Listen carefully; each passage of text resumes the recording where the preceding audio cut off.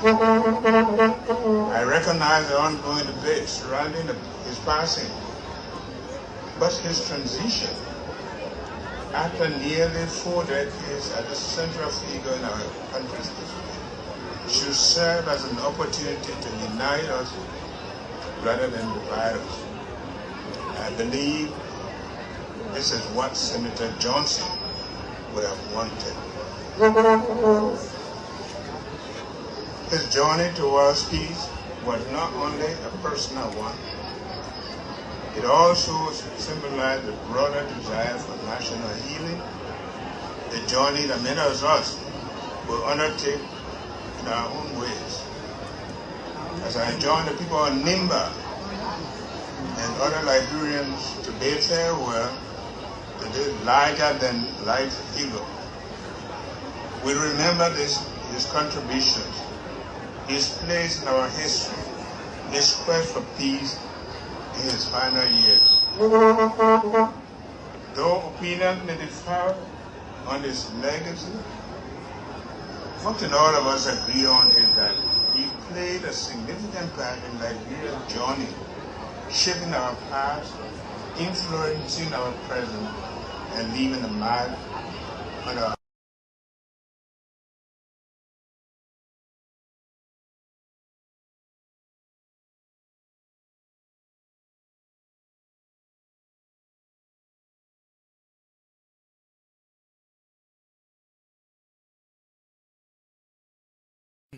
in this time of sorrow. And to the people of Liberia, let us remember that our shared history, with all its traumas and trials, bind us together as we honor the memory of Senator Prince Johnson. Let us recommit ourselves to the ideas of peace, reconciliation, and unity that our nation is so desperately needs. May his soul rest in perfect peace, and may God bless the Republic of Liberia. Farewell, farewell, great man, farewell. God bless you. Uruguay.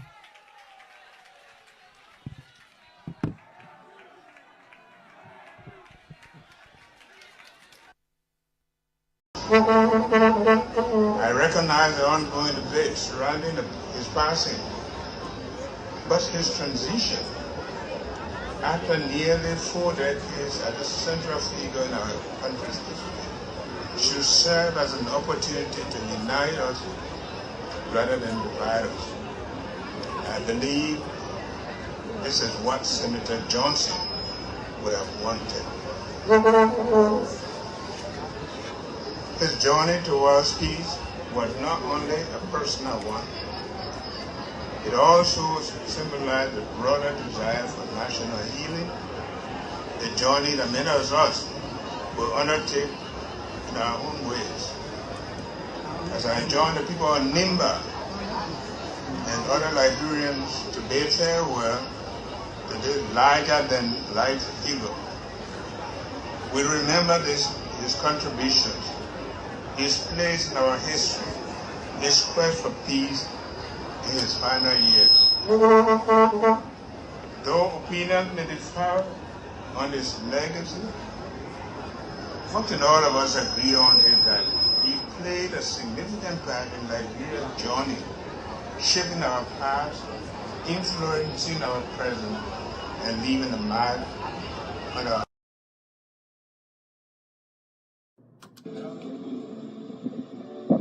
Those who wrote the speech, I was also on the bishop sometime. In never listened to everybody happy. We are rejoicing over the defeat of the old regime. We are rejoicing about our effort to bring a new regime. Then we sit down with happiness. You go to write paper for that 79-year-old man. He's coming to read. Then you go there. I will tell United Nations. I will tell US. I will bring one man for you. Because you think one man for you, Johnson. And by the time the woman was bringing, when he comes up there,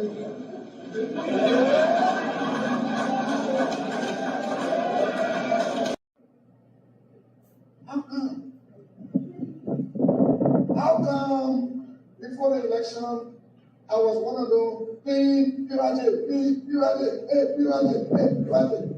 after the election, telephone closed. That's a part of the devil. The devil is a liar. The devil is a liar. When you do good, you know the reason why God says in Ephesians 6, say what you do again? Because when you do good, you are the vessel God used to do good. Then God contributed generator for God's working. He gave 50 bags of rice for the less privileged people who come here with babies who don't have food. Of the Senate original chamber is ongoing. Security. We have asked the Liberian National Police to take charge of the security at the Senate and work in collaboration with the Senate Security Department until all security measures are put in place by our Defense and Security Committee. We ask for the cooperation of everyone to ensure that proper execution of measures are put in place. We are concluding arrangement with the Minister of Public Works for the installation of solar power street lights to enhance nighttime visit, the installation of a state-of-the-art CCTV surveillance system covering all key areas within and around the Capitol building. This will complement real-time monitoring that will enhance rapid response to any incidents and aid in post-event investigations. Employees' well-being. Water and sanitation, which have been a major concern, has been addressed. 2 buses were provided for the staff. The funding for health insurance is now available, and the process to select a provider is ongoing by the ROA committee. A waiting and entertainment room was built and dedicated for all drivers of senators and his central administration. The Liberian Senate had 3 special sittings in 2024, and all staff were paid for 2 sittings, and the payment for the final sitting is being processed from the 2025 national budget that was signed by the president after the press statement from the leadership of staffers. We would like to inform the leadership of the Senate staffers that the Senate will no longer tolerate unlawful disruption of the Senate functions and misleading information to the public. The press conference by the leadership accused the Senate of denying staff of special sitting benefit is false and misleading, and the ROA has been asked to investigate this matter and take appropriate actions. We wish to encourage the leadership to always use the options of engagement and proper research to address matters of concern. The chairperson of Rules, Order and Administration Committee has been very accessible and cooperative. Before I close, we again extend our deepest sympathies to the Senate, counties, and families of the loss of our former and sitting colleagues, Senator Sumo Kubi, Lofa County, Senator Prince White Johnson of Nimba County, Senator Gloria Musso of Mussolano County, and the Vice President John Creed. The book of condolence for Senator Prince Johnson will be signed at 1 p.m. today. Distinguished colleagues, we look forward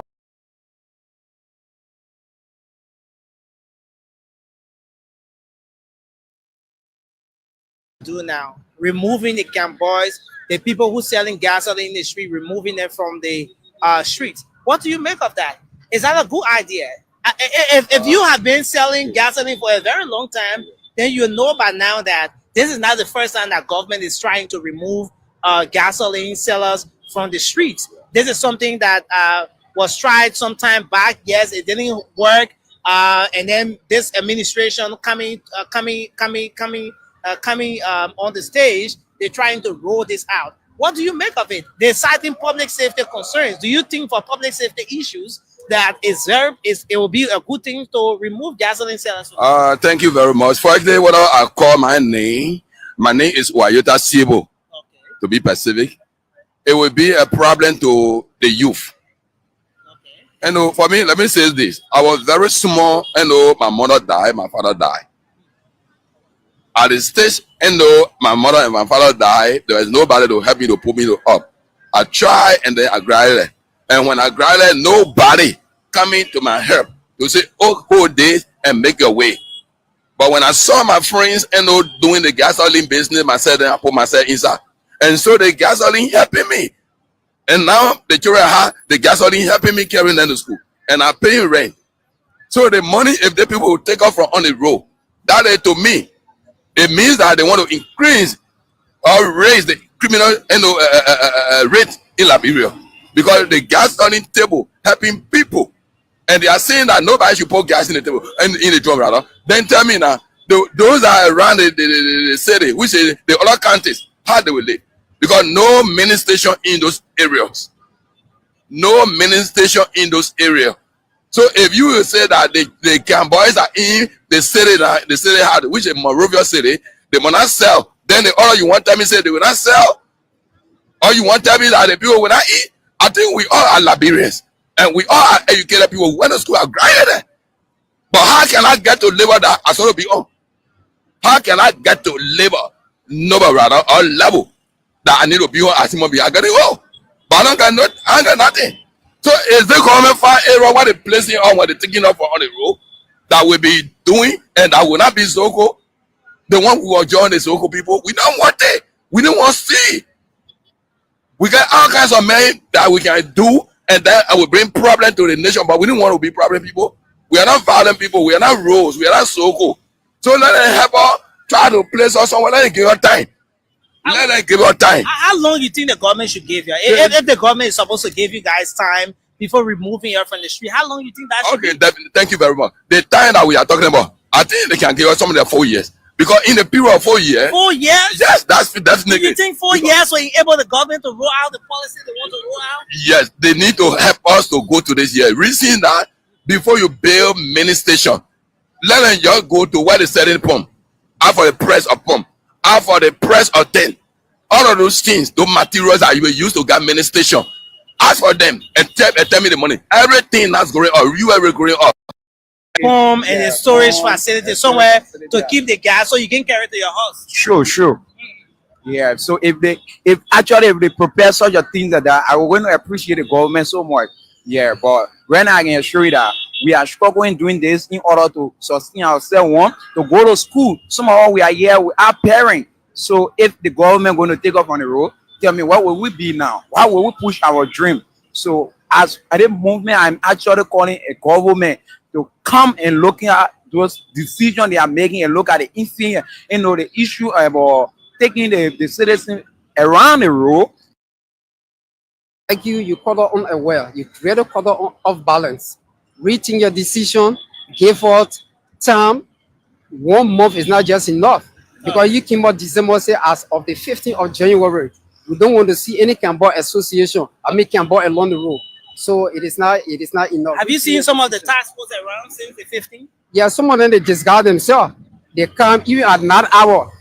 You see, they come, they take gas. When they carry the gas, they distribute it among themselves. The guy from the Bowman Bridge or fire service department. You see, they come, they take gas, they go and they share it. They don't report it to government. Man, actually, we need some data, right? We need assessment, like what you rightly said. Yeah. We need sharing, what have you. I can't just probably tell you somebody may have problem with Prince because Prince is not definite, right? But I think there are institutions that have the technical know-how, that have the professional knowledge to guide us. So we can work together and derive a time. And I know the time that will be derived will be good for both the Camboys and the government. I know that. Okay. So, coming to the issue of the gas station, where gas station, okay. Probably people say,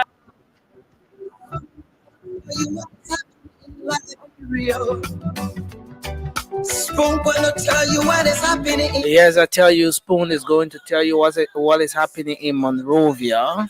In Africa. The Spoon will definitely tell you what is happening in Africa.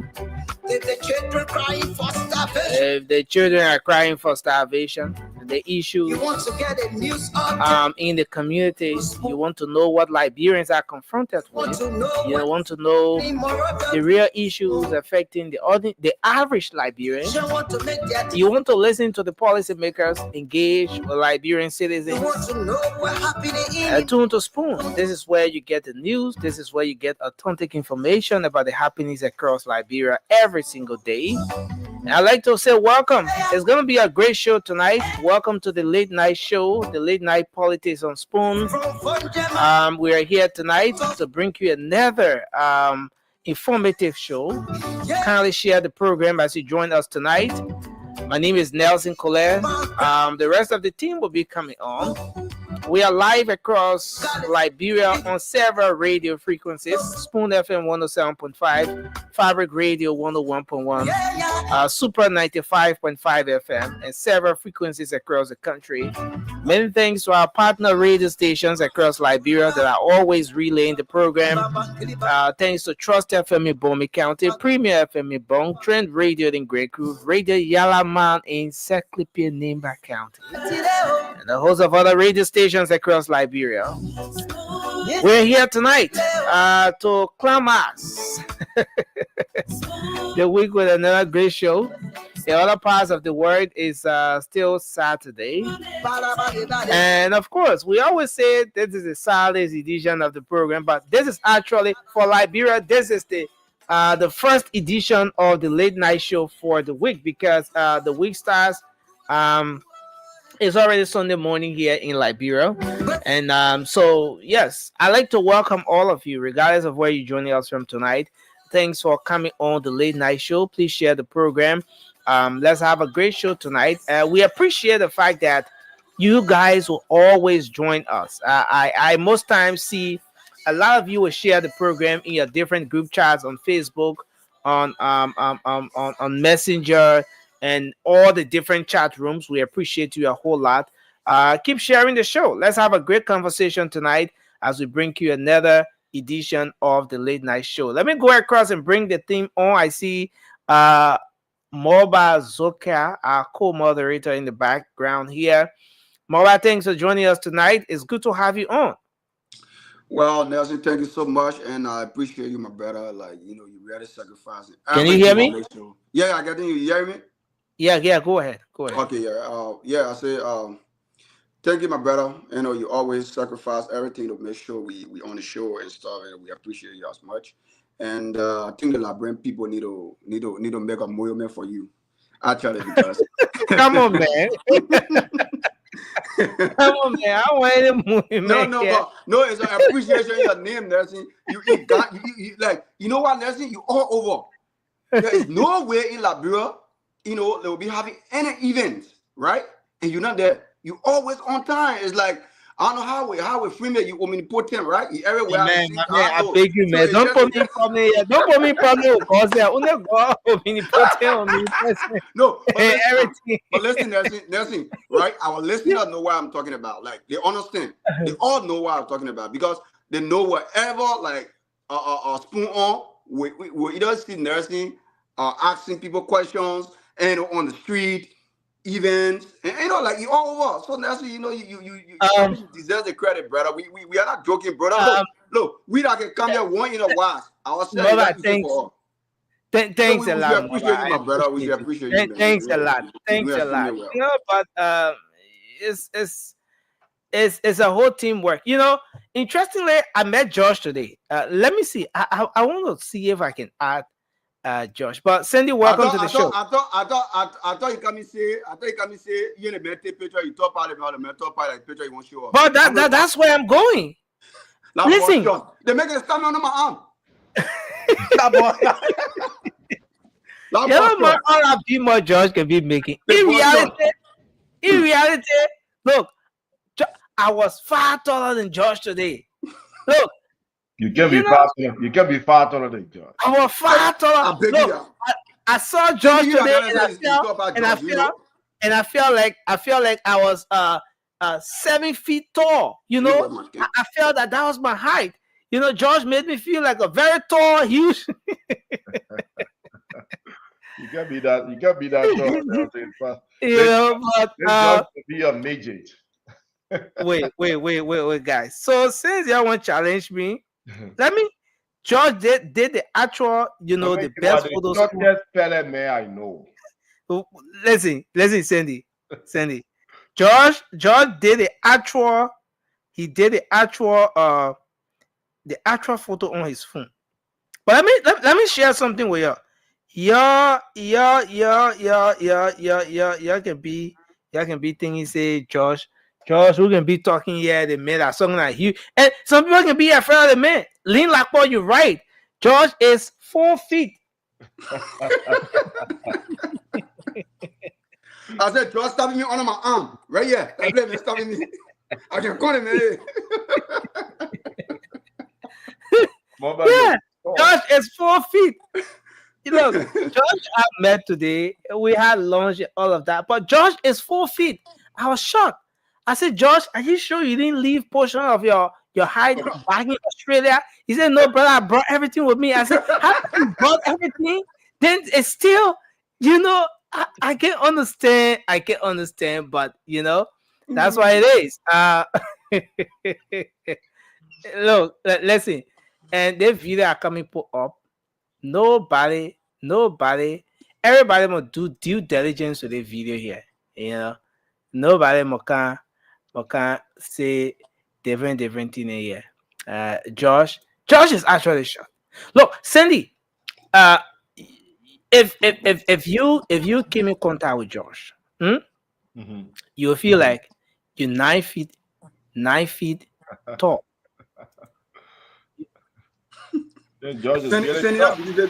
Sandy won't condemn and say, you know, you talk about George. No, I mean, I'm taller than George. I know for but George should be that short. Interestingly, I mean, George that was what shocked me. That was what really shocked me. You know, Ladies and gentlemen, guess who's in Liberia? Josh is enjoying. Josh is enjoying Baga LRP. Baga enjoying Baga LRP. On cruise control. You see the man, competition, everything. George is taller than you. No. Come on, look, guys. I said you guys should do due diligence to the video. Taller than you, Nelson. No. There's something called the angle. It was a camera angle. It was a camera angle that you know made Josh to look like you know he was But it's a great way to start the show. I want to welcome everyone tonight. Please share the program as you come on. We're gonna have a great show tonight. Let's do our opening. Maybe we should recognize a few of our folks in the comment section. I see Lynn Lakpo here, saying that George is 4 feet. Is a 4 feet magnet. Oh. No, not magnet, but midget. Midget, right? Yeah. All right. That dwarf? That dwarf. Okay, now I call dwarf like girl. Yeah, we take serious exception to that. Jay Alaska, Peter, thanks for joining us, guys. Please share the program as you come on tonight. Sipo Amos, Boto, Sharon Reeves, thanks for joining us tonight. Alice Band, Marcus Davis. I see Jerry Gitawa is here. Eric McGill joining us all the way from Atlanta, Georgia. We appreciate you. Max Jabate is here as well. And everyone joining us, thanks. It's going to be a great show tonight, guys. Let's do our opening, and then we can move into the rest of the program tonight. Bye-bye. Yeah, thank you, Nelson, and thank you to our many listeners who follow all the time. And my brother, Jarayu, thank you, man. The man went off. Yeah, too bad we lost him. I think he's receiving a call. But Sandy, you can go ahead. Let's hear you. Well, Nelson, it's good to be here. Thank you. I am looking forward to another great discussion tonight. You hear me? Yeah. Yeah, let's have Sandy to conclude. Okay, no problem. We've been following what's happening in the country. I mean, what's happening in Nimba. So I'm looking forward to getting into the discussion, really. Okay. Yeah. Thanks a lot. Moba, you want to go there? Yeah. Look, there's now that be I will not talk for long because I know we're in a destruction. I mean, in a discussion. But look, to be real, like I think Liberia now is turning into a political war zone, like I would say, because everything, voila, a positive, a negative, everything come in the straight to politics. And it's just bad for our nation, for people who we know we can look up to, for advisors and other things. They are the same people. They are the same people who call it division in our country, who sit and say something without evidence, without substance in it. They call a lot of division. It just, nothing will go through the topic, but I just want to start with that. It just bad for our nation. I think our country need to come together. The people need to come together, at least. Let all reconcile. But again, people talking about reconciliation, right? When you talk about reconciliation, where are you coming from with that? I mean, nothing in the country is divided. People will say whatsoever. Nothing in the country. Look, people will say every day. Mama, when did you realize that the country is divided? Nothing is getting our common parlance rampant.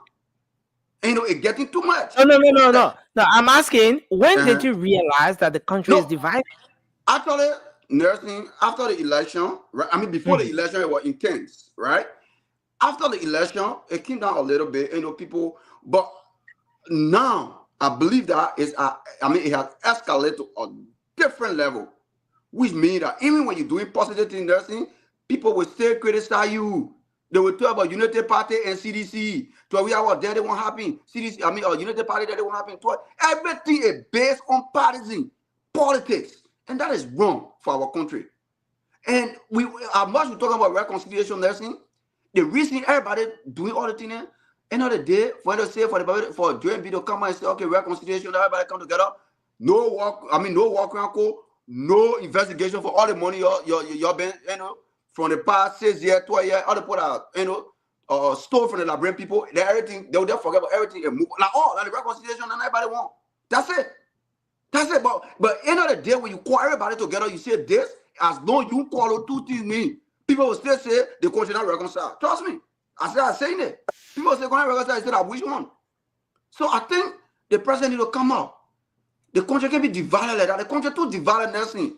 Between CDC, United Party, there are two people that you get. And we get people who sit on the radio too. And every day they put fire on it. Thing what happening, they're just saying it. And it is wrong. They're the one that causing trouble in Liberia. And they're sitting in places comfortably. Anything happen tomorrow, someone that in Liberia, they will leave the country. Those that in Ezra, other country, they will stay there to watch. But they on radio every day, they put in situation, things were not happening, they're saying it. And that is wrong, Nelson. Thank you. As we go through the topic, at least we will be able to lament on some other issue. Well, thanks a lot, Moba. And talking about division, maybe we it depends on where one sits and maybe the context in which you want to take it, maybe the context in which you're speaking and all of that. But Liberia as a country have been through a lot. And someone may say that the fact that we still enjoy peace, the fact that the country is still peaceful, speaks volume. It means a whole lot. And that's something that we as a people, as a country, we should be grateful for. We should be grateful about that the country is still enjoying peace after so many years of civil unrest. Can we have peace in the absence of unity? Can there be peace in the absence of unity? Is it possible? Should we still be talking about Liberia being divided after the country have experienced uninterrupted peace for over 20 years? Should we still be talking about Liberia as a country being divided? And this is where we are. But today we saw the funeral service, the final state funeral for Senator Prince Yelugbe Johnson, Prince Yomi Johnson, the senator of Nimba County, was today.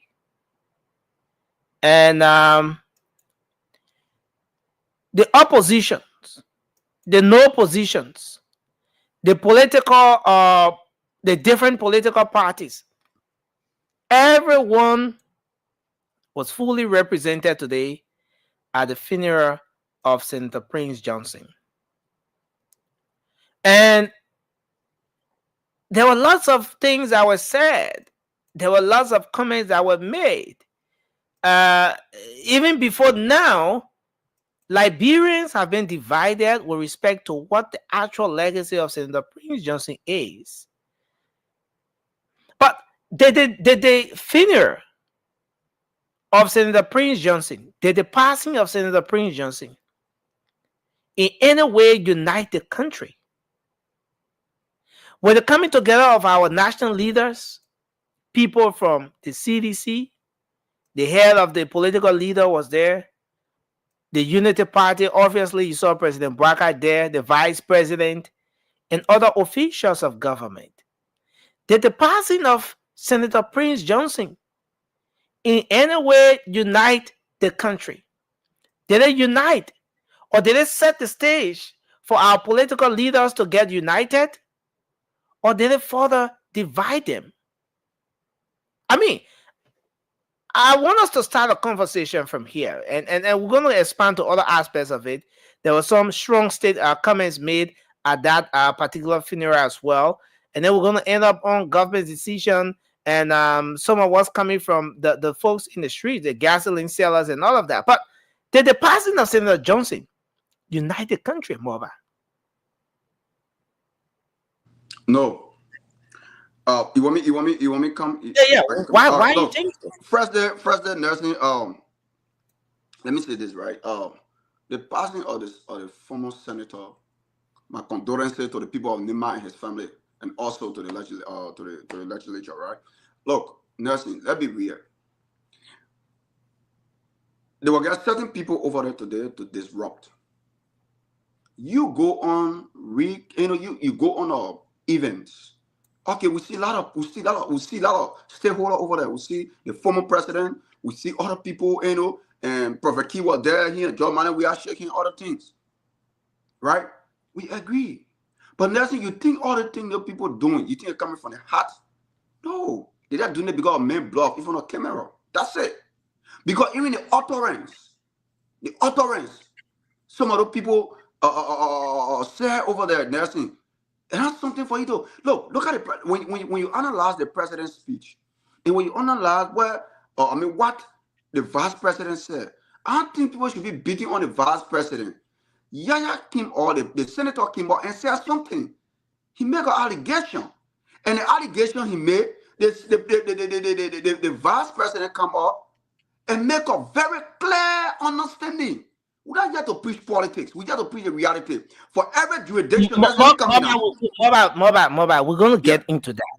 Yeah. The question is, did the passing of the senator further unite the country? And if no, why you think it didn't unite the country? Because of some of the utterance that came out today, and people and people analyzing it differently. And on radio, you get people from Nima over watching, and all the people who watching, they carry their own feeding. So what's the unity? If you want to preach unity, right? If you want to preach unity, with all what the people said over there in Nima doing a burial, I expect for the radio people who on radio come out and suitcase the thing. But there's not necessarily everybody there for their own political greed. That's it. Everybody don't want to say that for Nima policy who desire to follow the other path or who desire to follow the other path. But there's nothing that reconciliation nursing. I'm telling you. Thank you. There's nothing. Thank you. Let me hold you there. Sandy, what do you think? Did the passing of the senator in any way unite our political actors? Did they unite Liberians across tribal line? Did they in any way unite the country? Look, Nelson, thank you. First, let me say again, my condolences to the family of the late Senator Prince Johnson. And I also want to extend condolences to the many, many men and women, children, that lost their lives either as the result of the direct or indirect involvement of the late senator during our brutal civil crisis. While we mourn, or while the family of Prince Johnson mourn him and lay him to rest today, let us not forget that many Liberians are also mourning their families that have died many years ago as of due to his involvement into the Civil War. But to your question, did the passing of Prince Johnson and today, what we saw today in Nimba, or over the last few days that we have seen Nimba, if it's united country, no. The death of Prince Johnson, the funeral of Prince Johnson, in no way united our political landscape, in no way united or unite the people of Liberia. Nelson, we saw more division today than we have ever seen in many years. People, and we're going to get to the different species, right? But we heard from folks like Tomo Nimle Yaya. We heard from the vice president who came right after Tomo Nimle Yaya to rebuke and dismays. We heard the president's statement. What I would tell you is this: one thing I take from what's happening over the weekend, I mean, at that funeral, is that first, the people of Nimba are somehow united. The people of Nimba celebrated Prince Johnson while he was alive and celebrated him massively during this week. I mean, during his funeral service. So the people of Nimba knows the importance of Prince Johnson. They respect Prince Johnson. They recognize the sacrifices that he make for that county, for his people. So if we're going to talk about unity, we can see that Nimba, to an extent, is united. Now, Nelson, let me tell you this. The reason most of the politicians went over there, the political heads went over there, I don't think it's because of Prince Johnson. I really don't think so. I think they know the strength of the county called Nimba when it comes to the Liberia electoral process. Those people know the strength of Nimba. Nimba decides the election of Liberia. They decide the election of Liberia. So all of those people are going to show sympathy, to show that they are mourning with the people of Nimba, and that they are honoring the late senator, and all of that really is to prepare for upcoming elections. That was not because they are united, or that was not because they wanted to truly honor Prince Johnson. That's because they want to show face. They want to tell the people of Nimba that we are with you. Come 2029, or even before that, any by-election, remember us. In my honest opinion, that's what I think most of those people went there for today. But did they succeed in doing that? Did they succeed in doing that? Well, nothing. The election time will tell. But the people of Nimba are not stupid. That one thing I know. They are not stupid. So you may go out there to show solidarity, but to determine the success of that solidarity, we will know comes the elections time. Okay, so I want to hold that, and let's go to some of the speeches today. I want us to play the tribute from Senator Yaya Nimle. Now, this is one of the. This has turned out to be one of the takeaways from the entire activity today. Let's see if we can play just a portion of this one. Senator Prince Johnson has a sister by the name of Martha. She said yes. And I narrated a dream. And Martha yelled, Deba yelled, I said, Martha is sitting right by me. And I said, give her the phone. Gave Martha the phone. I said, are you Martha? Senator Johnson mentioned you in his dream. these were the things that he discussed with you. And she said, yes, we did have those discussions. Ladies and gentlemen, Prince Johnson believes in Thomas Yaya Nimley. He wanted to do something, but he never had a chance to complete it. And so today, I have come from Grand Jide. I believe that Senator Prince Johnson wanted to see a genuine relationship between Grand Jide and Nima County. I take this time to ask the leaders and the elders of Nima County to please stand. And those from Grand Jide County, please stand. Senator Prince Johnson wants to see a genuine relationship. The relationship between him and I is now losing.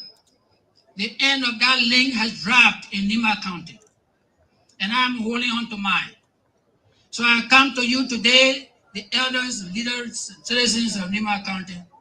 I want to take this link to tie onto Nima. And the link from Grand Jide that is on my waist now, I want to loosen it and tie up to Grand Jide. It is about time. 35 years ago, Grand Jide and Nima, prior to 1964, we were brothers and sisters. Now today we have Grand Jide in Nima County. And today we have Nima County in Grand Jide. But we as leaders of these two counties have not had the guts to be able to meet and reconcile. So I urge you, but I want to remind you, the relationship between Prince Johnson and I was genuine. There were no gossips. There were no flipping. So if we all agree to take this relationship to that level, I challenge you that we should lead a truthful and honest life. And I got a message for this government. Pastor, could you look at, could you please take this mic and read? I want to read.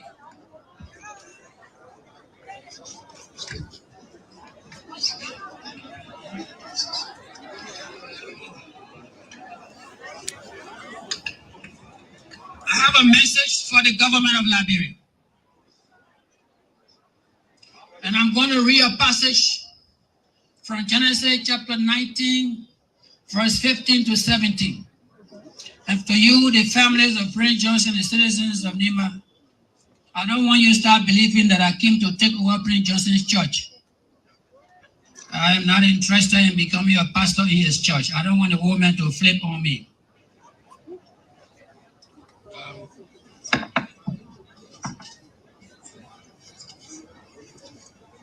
Chapter 19, 15 to 17. The angels went to Lot and told Lot that the Lord says you should take your children and your wife and leave the city of Goa. Go up into the mountain, you will find solace, meaning you will find peace. And there where you will build your new generation. And as you leave, do not look back. I want to register here, do not look back. Prince Johnson sitting on the hill, he has arrived. The price he paid on earth, he has been forgiven. He's sitting and laughing, and the creek below him signifies life after death. He's a happy man.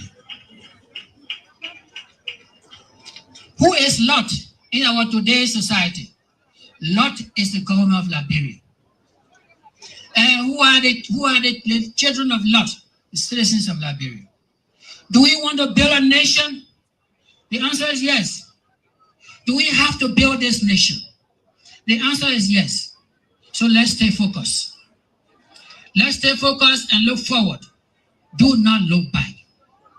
And those who relate to Bible, they will tell you that somebody looked back and there was a consequence.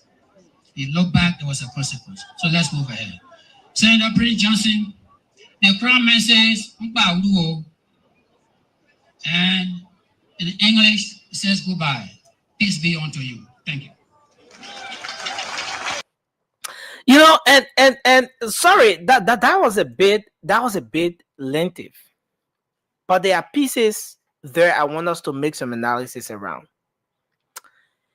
He starts by calling the elders of the two counties to stand up, to reconcile.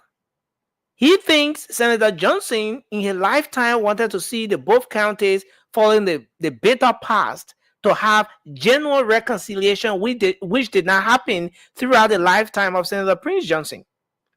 And at this point, he's saying to the thousands of people who are gathered there, he's saying to the elders of the both counties, Grand Jide and Nimba County, stand up. Prince Johnson wanted reconciliation, and we have to lead this reconciliation. And if we can lead this reconciliation, the citizens of the both counties will follow our lead. I want to start with you, Sandy. Listening to Senator Yahya Nimble. Yeah, he's your senator from Grand Jide County, you know. I know, but listen. Was that the perfect venue for the reconciliatory engagement he spiked? Was the move timely or was it belated? Now, this is a senator who has sat with Senator Prince Johnson in the same chambers. They've sat right, next to each other, and they have had numerous of engagements. They've been together for a very long time. They've had conversations. How come this reconciliation did not take place, did not happen?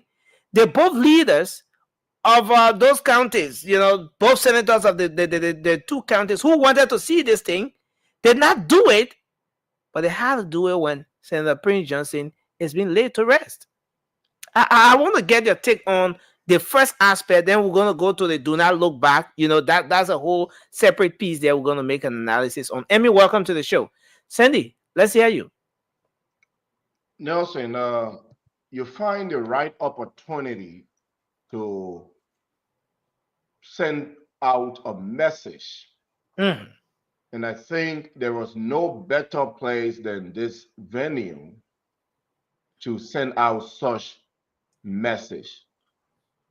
So for this speech, I was listening to Nimble Yahya, and I'm like, wow, what a message. I think that was the right place to say, let the two counties come back together. He laid it out very well. It is time that we build Liberia together. We move on. Grand Jide and Nimba, we are neighbors. And he told you, there's a district in Nimba called the Babli district. Babli. Bli in Crown means place or town. Like I'm from Dweji Bli, Dweji town. Babli, pure Crown. They speak Crown like me. We call them, the Grand Jide, we call them the Telemasi Crown or the number 3 Crown. Those people are in Nimba County. Look, I'm coming. Nelson, hold on. I'm coming. You asked me a question. Yeah, and this is very important. But I want you to just lean on that aspect before I come in with the point I want to make. Before the Civil War, the Crown and the Nimba were intertwined. My great-great-grandmother is from Nimba. My mother was raised in Nimba. In fact, we don't call her by her Crown name. We call her by the name that was given to her in Nimba already. I say all of this to say, what happened between Samuel Doe, Kui Wongba, that brought in Nimle Yaya, Prince Johnson, Bole, and all those other players should be in the back of all of us. The people of Nimba suffer it. The people of Grand Jide suffer it. These two sister counties went through so much because of just few individuals. Most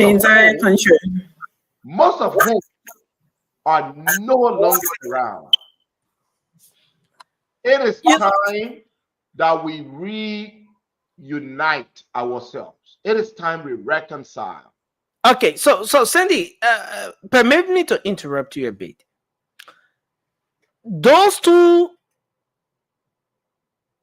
good, those two leaders from the both counties, Senator Nimle and Senator Johnson, have sat side by side at the Liberian Senate.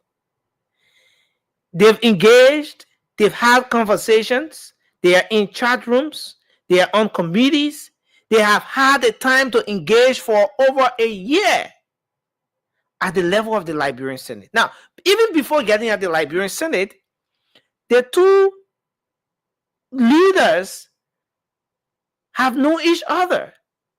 Cindy, what stopped this reconciliation until on the funeral of Senator Johnson, before Senator Yaya Nimle is talking about this reconciliation? Now he's telling the elders to stand up. What stopped this reconciliation? Is the reconciliation timely in the first place? Is there any reason why somebody somewhere should not associate the politics with this reconciliatory message that was presented today by the senator?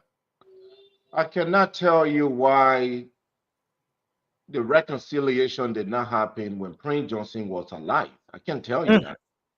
I can't tell you that.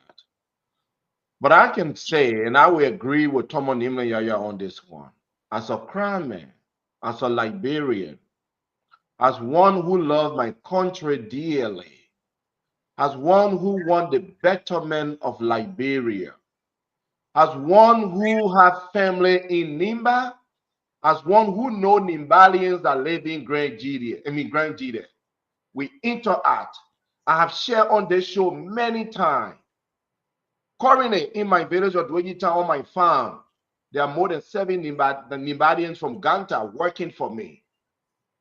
Right? We are one people. What happened between Samuel Doe, Prince Johnson, or what happened is in the past. It cannot stop the progression of our country. It should not prevent us, innocent, that had nothing to do with it, from connecting with our brothers and sisters in Nimba. Look, let me end on this, Nelson. The name Nelson Toll, I'm sure you know that name. You know the name Nelson Toll. He was part of that Samuel Doe group that removed President Tobin. Who killed Nelson Toll? Authorized by Samuel Kanyando. I am a nephew of Nelson Toll. Okay? I say this to say, even within Grand Jide, we need to be united. The war made no sense. A lot of people were killed. Not everyone support Prince Johnson from Nimba. Not every crime man support Samuel Doe from Grand Jide. Thank you, Sandy. Not everyone supported this war. Thank you, Sandy. We cannot continue to bear the pains of just few individuals. We need to reunite, we need to rebuild, and we need to move on. Thanks a lot, Sandy. Mama, let's hear you on this. You listened to the first aspect of the senator's presentation. Yeah, Nelson. Look, the senator spoke well, actually, but you can't be talking about reconciliation and then try to bring out about, I don't want your church, before you can't use war like that. If you come straight, man, that's comedy. The man was just joking. I don't want to be pastor of the church. That was my man. Let me tell my own. Now you tell me. No, but that one is not serious thing. No, but next thing, I mean, Sandy, he was serious. He said he won't like. Okay, that did that part. But on the other aspect, right?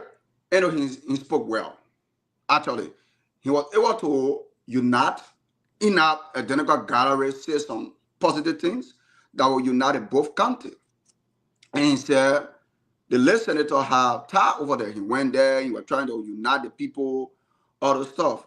But one thing I realized in life, my audience who listening and my fellow panelists, people would never say good about you until you die.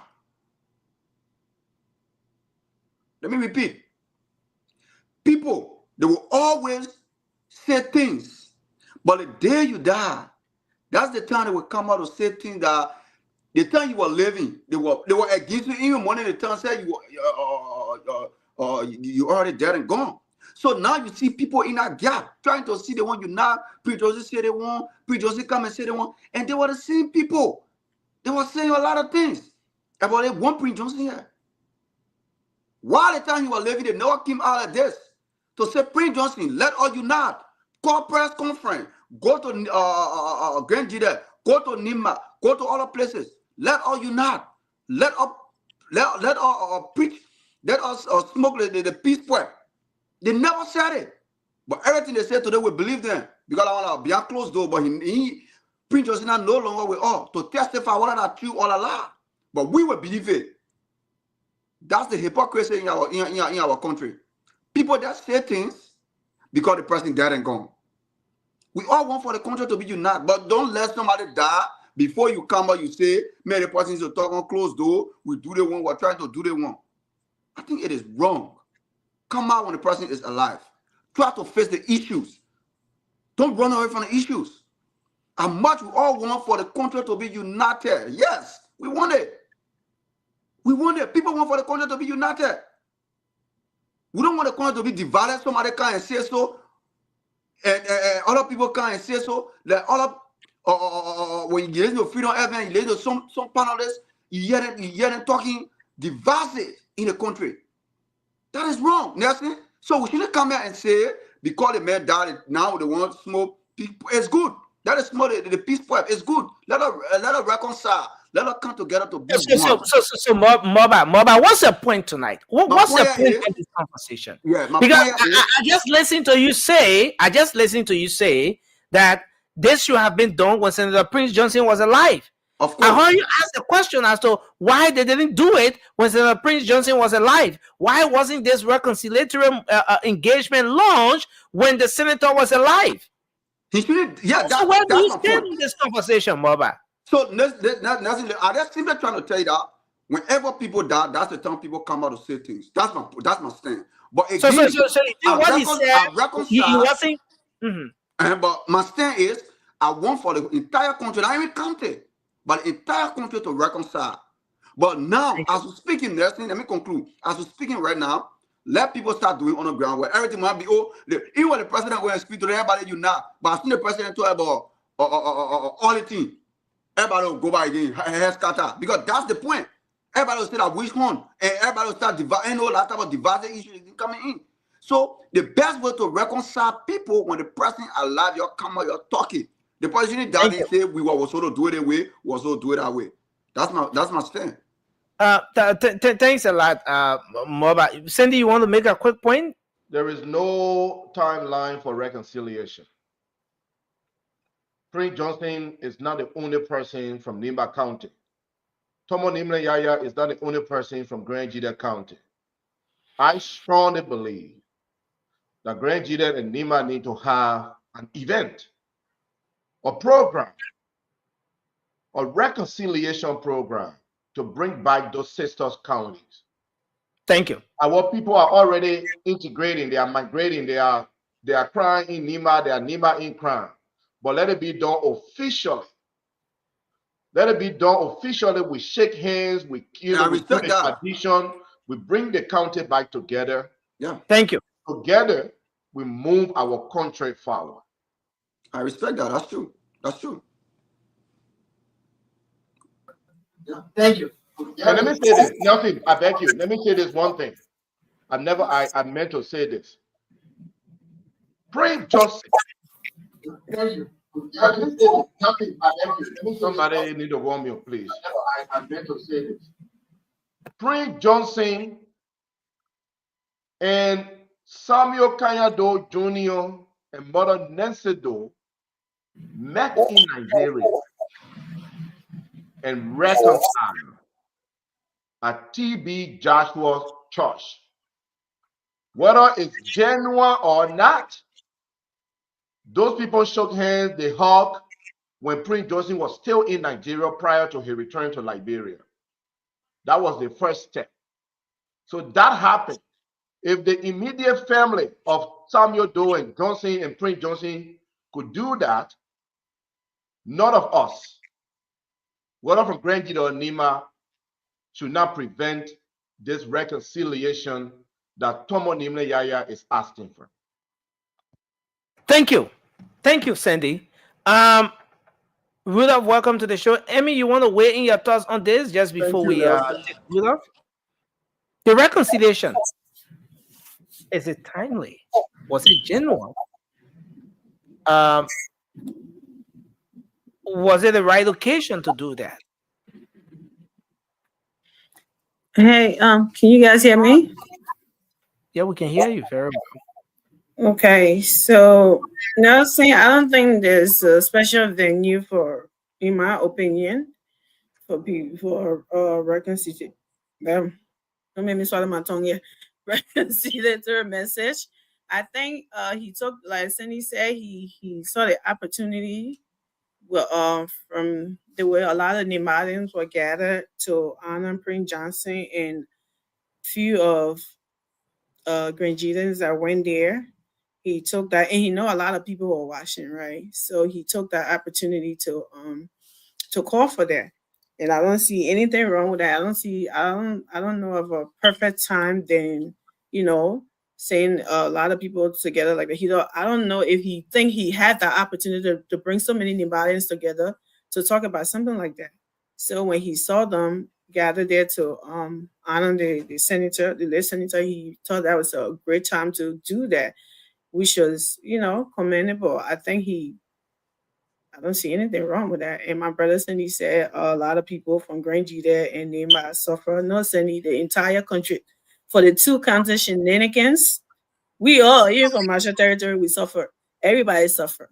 So yes, we need not just Grand Jide and Nema. We need the entire country. But from what we have seen over the years, calling for Grand Jide and Nema to unite is important because a lot of people still have that bitterness, even though we all felt a lot of, of what went on between 2 counties. Every counties in Liberia felt it, but these 2 counties still, a lot of them, especially the older people, they still have some bitterness going on.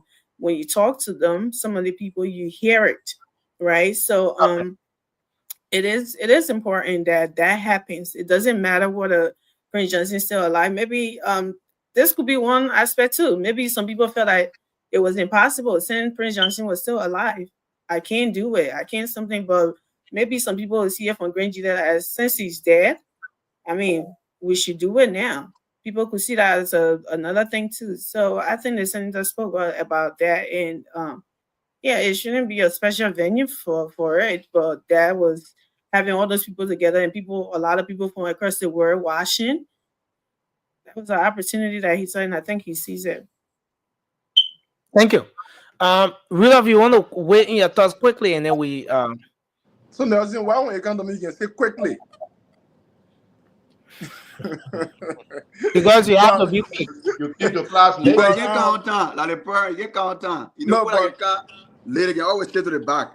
But Nelson, you see, I agree with what Cindy said. This was the gathering that had the president of the country. We had cross section of people from Nimba. We had the young people of Nimba. We had the elders of Nimba. We had the politicians of Nimba County gathered. I mean, we may not have this group or these people gather in one place anytime soon, or maybe anytime again. And again, the second aspect is that now, like what Ami said, that was very smart from her, because now the two people who were in this conflict, they are both dead now. So this is like a perfect chance, like what she was saying. Maybe people from Grand Judah may have said, "Oh, we cannot live and see Prince Johnson alive while he had killed our own," right? So now that they both people are dead, I think it's the perfect time. I don't think that just that statement is going to unify the two counties, but I think that's a step in the right direction. And, thank you. And when I heard people coming back at the Senator Nelson, I was thinking, because I did not watch this thing live, I relied on what you guys recorded. The live. But not all his speech. Good, because I was like, I didn't hear anything in that speech to see the speaker number 2 coming hash the guy at the man. I didn't hear it. So maybe there is more for me to listen to understand why he was that hot-tempered. Thank you. And Lean Laborde, that will be 150 years from now. Lean Laborde is managed to slide in my church. Anytime soon. The other aspect of this thing is that the senator read a passage in the Bible. He called the pastor specifically to read that passage of the Bible. The story about Lot, how God told Lot and his family to leave the place. The place was not a good land. They should go. They should not look back. And the children represent the citizens of Liberia. Lot represent, I'm trying to grab the whole thing he said. But the government of Liberia, the government. Okay, Lot represent the government of Liberia that should not look back. And God is on the other end. So after reading the scripture, the senator took our time to exhort. He did an exhortation, preaching that the government should not look back. Bygone is bygone, and the government should not look back. But I want to go back. The senator said nobody should look back, but I want to go back a little. At the very start of this administration, the senator is on record for telling this administration. It means he will not look back, Nelson. No, I'll have to look back. I'll have to go back to that record. He's on record for saying, take it from there. Take it from your agenda. War Crime Code was not there. You not tell all about War Crime Code, President Baka. Take it from there. Now, the senator who said take it from there, President Baka did not take it from there. War and Economic Crimes Code, the process is on. It's progressing. But today, the senator mounted the podium and he said the government should not look back. Was it about War and Economic Crimes Court? Was it in the same spirit of reconciliation that Liberians should reconcile? Everybody says sorry to everybody for what they did, and that we should forget about War and Economic Crimes Court. Is the senator still on this campaign? Is still trying to apply the efforts to make sure that War and Economic Crimes Court doesn't come? Since, in fact, it was on the funeral, is there any possibility of President Baka or this administration listening to the senators preaching today to say, okay, yes, we'll not look back. We will cancel the whole issue of War and Economic Crimes Court? Now, let's hear from you on this, Mobile, and then we're going to take Sandy next. Yeah, thank you, Nelson. Look, I think, people keep talking about the War Crime Code, about, kill Prince Johnson, all the stuff and thing. Look, Nelson, first of all, let me say this. There was no data report. Let me lay my premise before I go to Yaya stuff, the senator. There was no data report that said Prince Johnson died from heart attack. If there is, that they publish it, they get a spoon publish it, that will see it. But now people are already guessing. They're saying, they ain't guessing, but they're saying they were confident that because there was War Crime Code that he already signed, that's what killed him. First of all, Nelson, nobody is guilty as no you when there is no law, you won't enter the court to be proven guilty by the court. So why now people coming and it just baffled me for the Senator Yahya Nimle, to be so afraid of the identical crown court, war crown court. We all talk about it.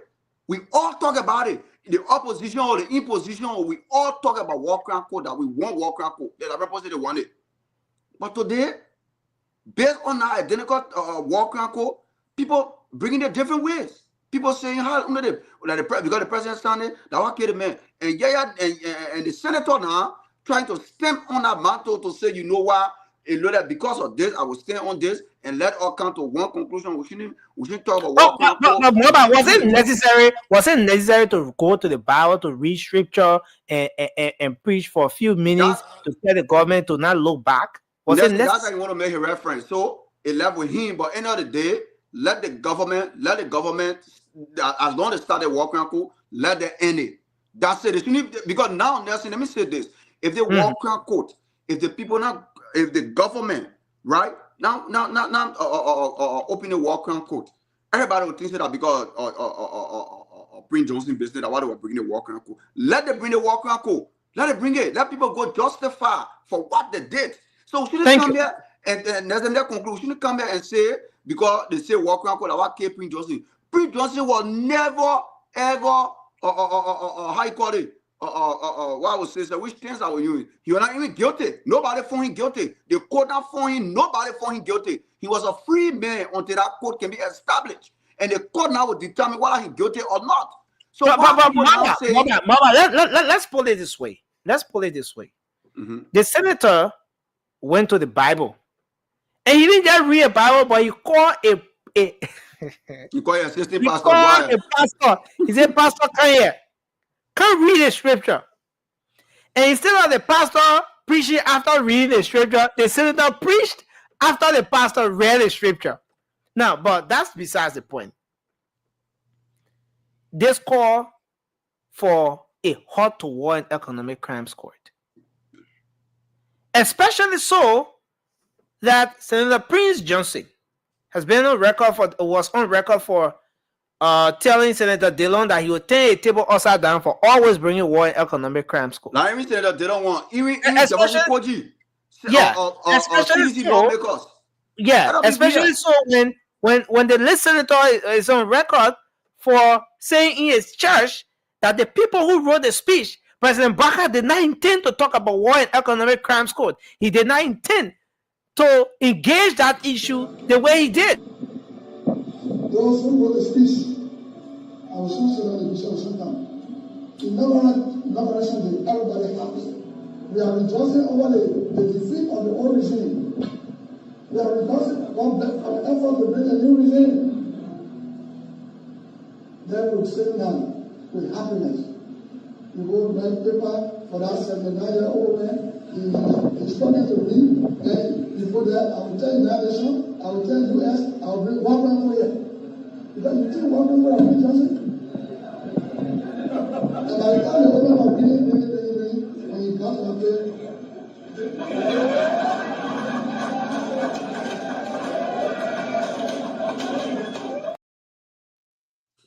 this is a senator right there for you. Yeah, but all right. Yeah. When we say that, no, Maba, this is serious. Yeah, is it fair to say that Senator Yahya Nimle is continuing the advocacy that the likes of Senator Prince Johnson started, that he fought for, to see that war and economic crimes court, is put on a hold, that he didn't see becoming a reality? Is it fair to say that Senator Yahya Nimle is continuing this particular fight? And based on everything we see now, is there any reason why the government of Liberia should give in for this whole war and economic crimes court? Next thing, I want to ask a lot of questions, but I can't ask you this question. Because when people talk about reconciliation, right? Mm-hmm. So it means that, reconciliation. It means, I know that's... Yeah, just think of more, but let me go ahead. So it means that no more war crime court. No, so when the government should reconsider the decision.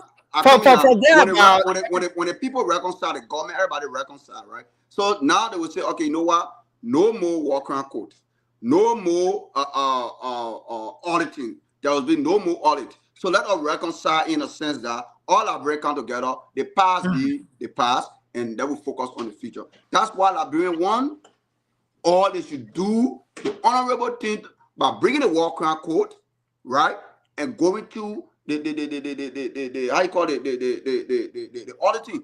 Because Nelson, if we not correct the wrong in the past, the future will still come and bother with all the same thing over and over. It may not be war, it may be in different aspect. It may not be war because we want war, but it'll be in different aspect. So I believe that this government need to bring that war and economic crime code. So Moba, in short, you are saying that the government should not listen to the scripture reference, the message, the preaching, everything that's it going will to go happen. back. The president, because he said the government will go back. The government shouldn't go back. The government should not look back. Look back, yeah, like they have to go back and look back. So now we're going back and we're looking back. The reason is to bring justice to I also want you to consider that when the senator said that the government should not look back, he said looking back has consequences. And maybe we should go back to that video. He said looking back has consequences. So if the government decides to look back, like in the case of Lot and his children, when the people look back, what happened? Somebody turned to pillar of salt. So nobody turned to pillar of salt. What it meant to what it meant No, but you know the story unless he didn't go to Sunday school. Unless he didn't go to Sunday school. Yeah, just end up. Let's bring Emmy in. Yeah, let me not conclude. Nelson, well, I attend for 15 minutes. To call, relax. To call matter sure, right? I believe that let the government bring the war crime code. Because if the government not bring the war crime code, the international community, the Liberian people will think only because of Prince Johnson business, they were pushing the thing. So whenever the senator say, whatever he say, it left with him. We, the Liberian people, as long as we start the journey, the Liberian people will end it.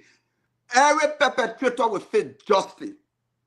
So thank you. Let us forget about that thing. He said, don't look back, don't go back. We'll go back, we'll look back. We're not doing it for Prince Johnson, we're doing it for the Liberian people. Thank you. Thank you.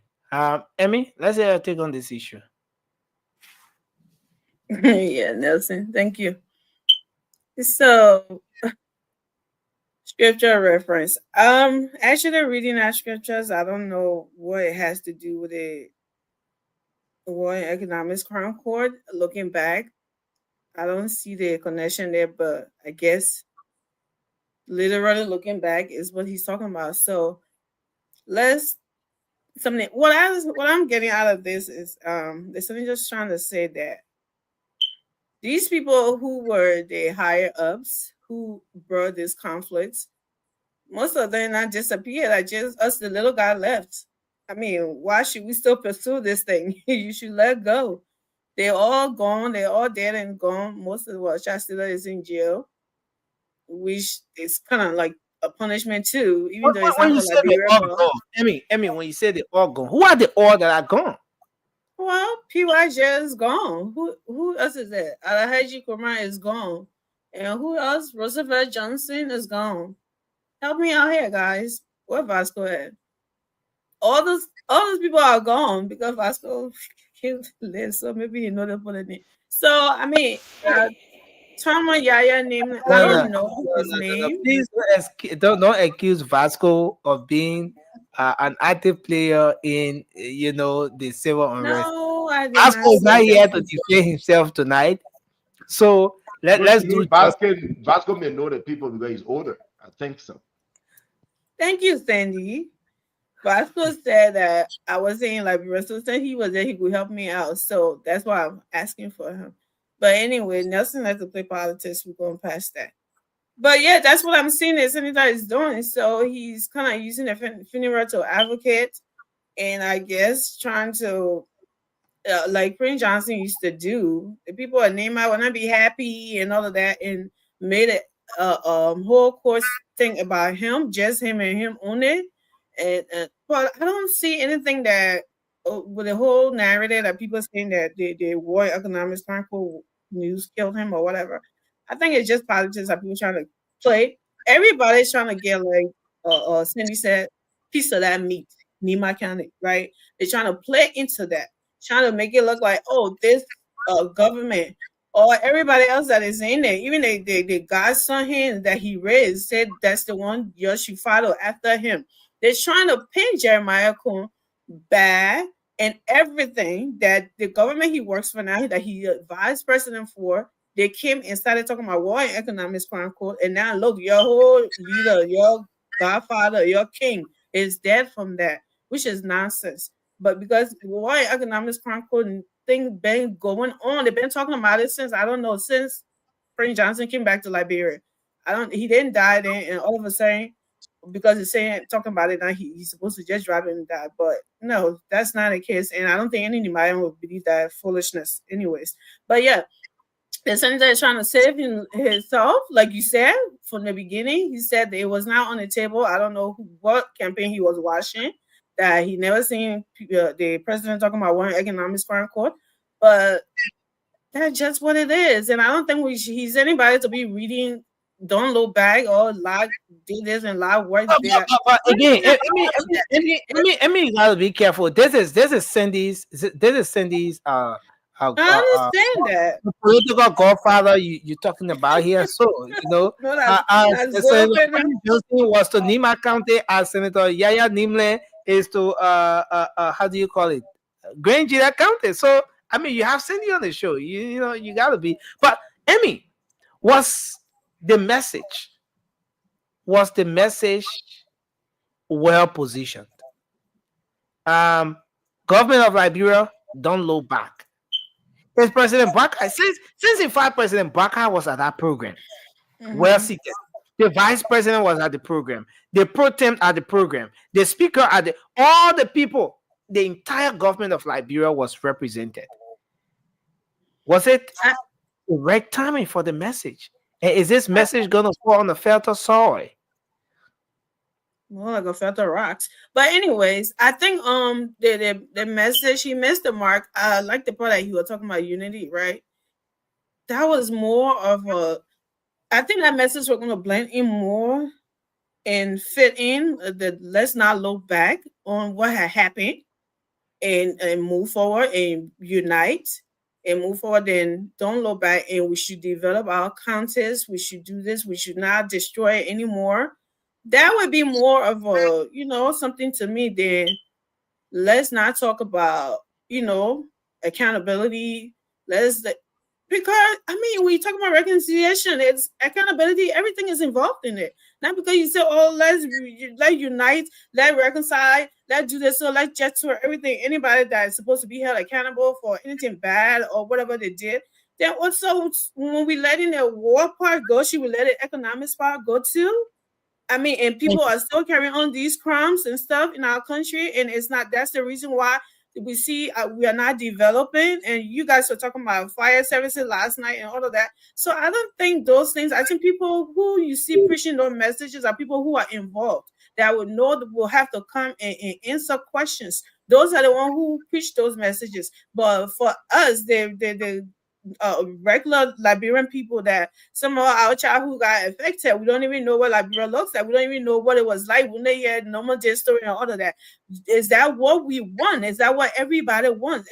That's what it should lead to. Not people who perpetrated crimes or did something that they're supposed to come and answer. Of course they would say no, don't bring it. If I go and see something, you said take Emmy to court. You think Emmy asked me, you want to go to court? You said, yeah, take me to court so I can go to jail or whatever. I will tell you no.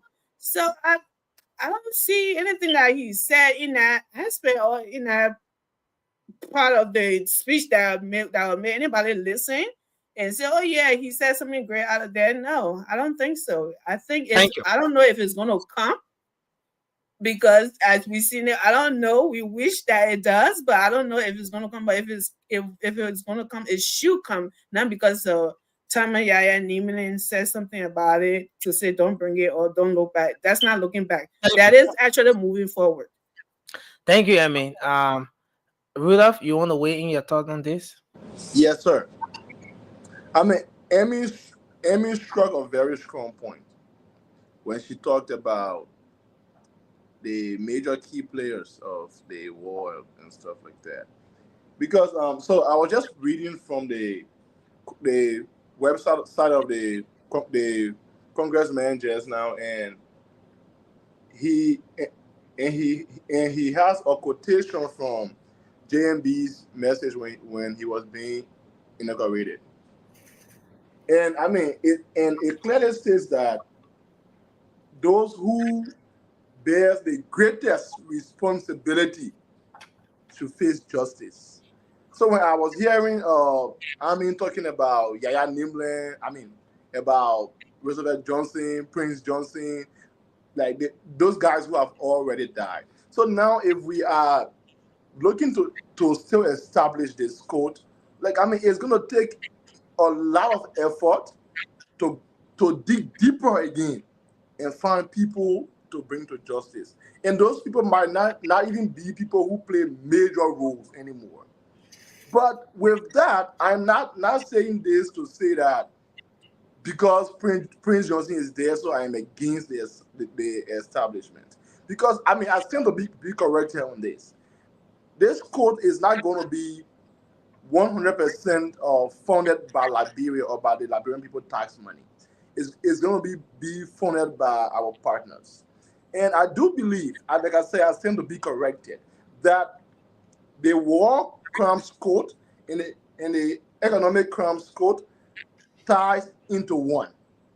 So if we say we want to let go of the war crimes code, then that might just be us as well letting go of the other code, the economic crimes code. Unless if we are at the level where we say, okay, good, we can stand on our own and fund the building of the economic crimes code. We don't want the war crimes code. But again, what this does to the country is that, instead of, I feel like we are going to have a period of a bit of chaos, I would say, because Prince Johnson is dead, but Prince Johnson have his loyalists. The people of Nimba stood behind him, and I believe that now that he is dead, they are going to stand for what he stood for. So if we don't have this code established, one could guess that the people of Nimba are not going to be happy, because they are going to say this code was to hunt their leader, which is not a good thing. So I think the government should sit down and think really carefully about this, because whatever side you go, there will be consequences that you will have to pay. Thank you. Well, thanks a lot, Rudolph. Let's transition a bit. I'm gonna start you here. Oh, Cindy, I thought you were weighing your thoughts on this. Please go ahead. Look, all of you you know, honestly, Cindy, I didn't want you to be the last to speak on this particular topic. You know, because I thought you already spoke on the issue. But go ahead. All of you missed the mark, and I was just sitting here laughing. The man didn't say Liberia government should not look back. Play that video again. The man said Prince Johnson is not looking back. He said and watch that video. Listen, let me don't shake your head. I listened to that video. After he gave that preaching that summer, he said Senator Johnson is now happy. He said the water under that picture, it represents life after death. President Johnson but he said blood represents the government, though, and the children represent the people. Allow me to talk. He said, allow me to talk. Please give Sandy his time. If he said the late senator is no longer looking back, there's life after death. He is happy. He's a happy man. Play the video again. You will hear those words from. Nothing misled us, and we talking. No, guys. Let me bring the senator up for a few more seconds. All I said, stay focused and look forward. Do not look back. And those who relate to the Bible, they will tell you that somebody looked back and there was a consequence. He looked back, there was a consequence. So let's move ahead. Senator Prince Johnson, the crown man says, before he got to let's go back. Stay focused and look forward. Do not look back. And those who relate to the Bible, they will tell you that somebody looked back and there was a after death. He's a happy man. Who is Lot in our today's society? Lot is the governor of Liberia. And who are the children of Lot? The citizens of Liberia. Do we want to build a nation? The answer is yes. Do we have to build this nation? The answer is yes. So let's stay focused. Let's stay focused and look forward. Do not look back. Look, Cindy. Cindy, what are you listening to? Cindy, your godfather, your political godfather, made a statement. I don't have a political godfather. Sandy was trying to make us spin on He's this. trying to pull saying It couldn't work. It couldn't work. Look, go ahead. okay, let me go ahead. Grand Jida does not have a political godfather. We don't elect people based on their past history. You do now. No, we don't. Yaya was defeated twice. He was rejected by the Crown people twice. What we do, though, in Grand Jida, we do sectional politics. So it was believed that it was his time from that section of the county. But we don't reward people based on their involvement in the war. If that was the case, people like Dr. George Bode should be in power right now forever. But let me say this. Someone named Yaya, whether he wants the war crime code or he doesn't want it, it will come if the Liberian government wanted it to come. It has already been passed into law. It has been signed. The president is, I believe, is working on it. He's going to bring it. For me, I came on this show and said, look, let's move forward. Let's reconcile, let's build a country. I said that.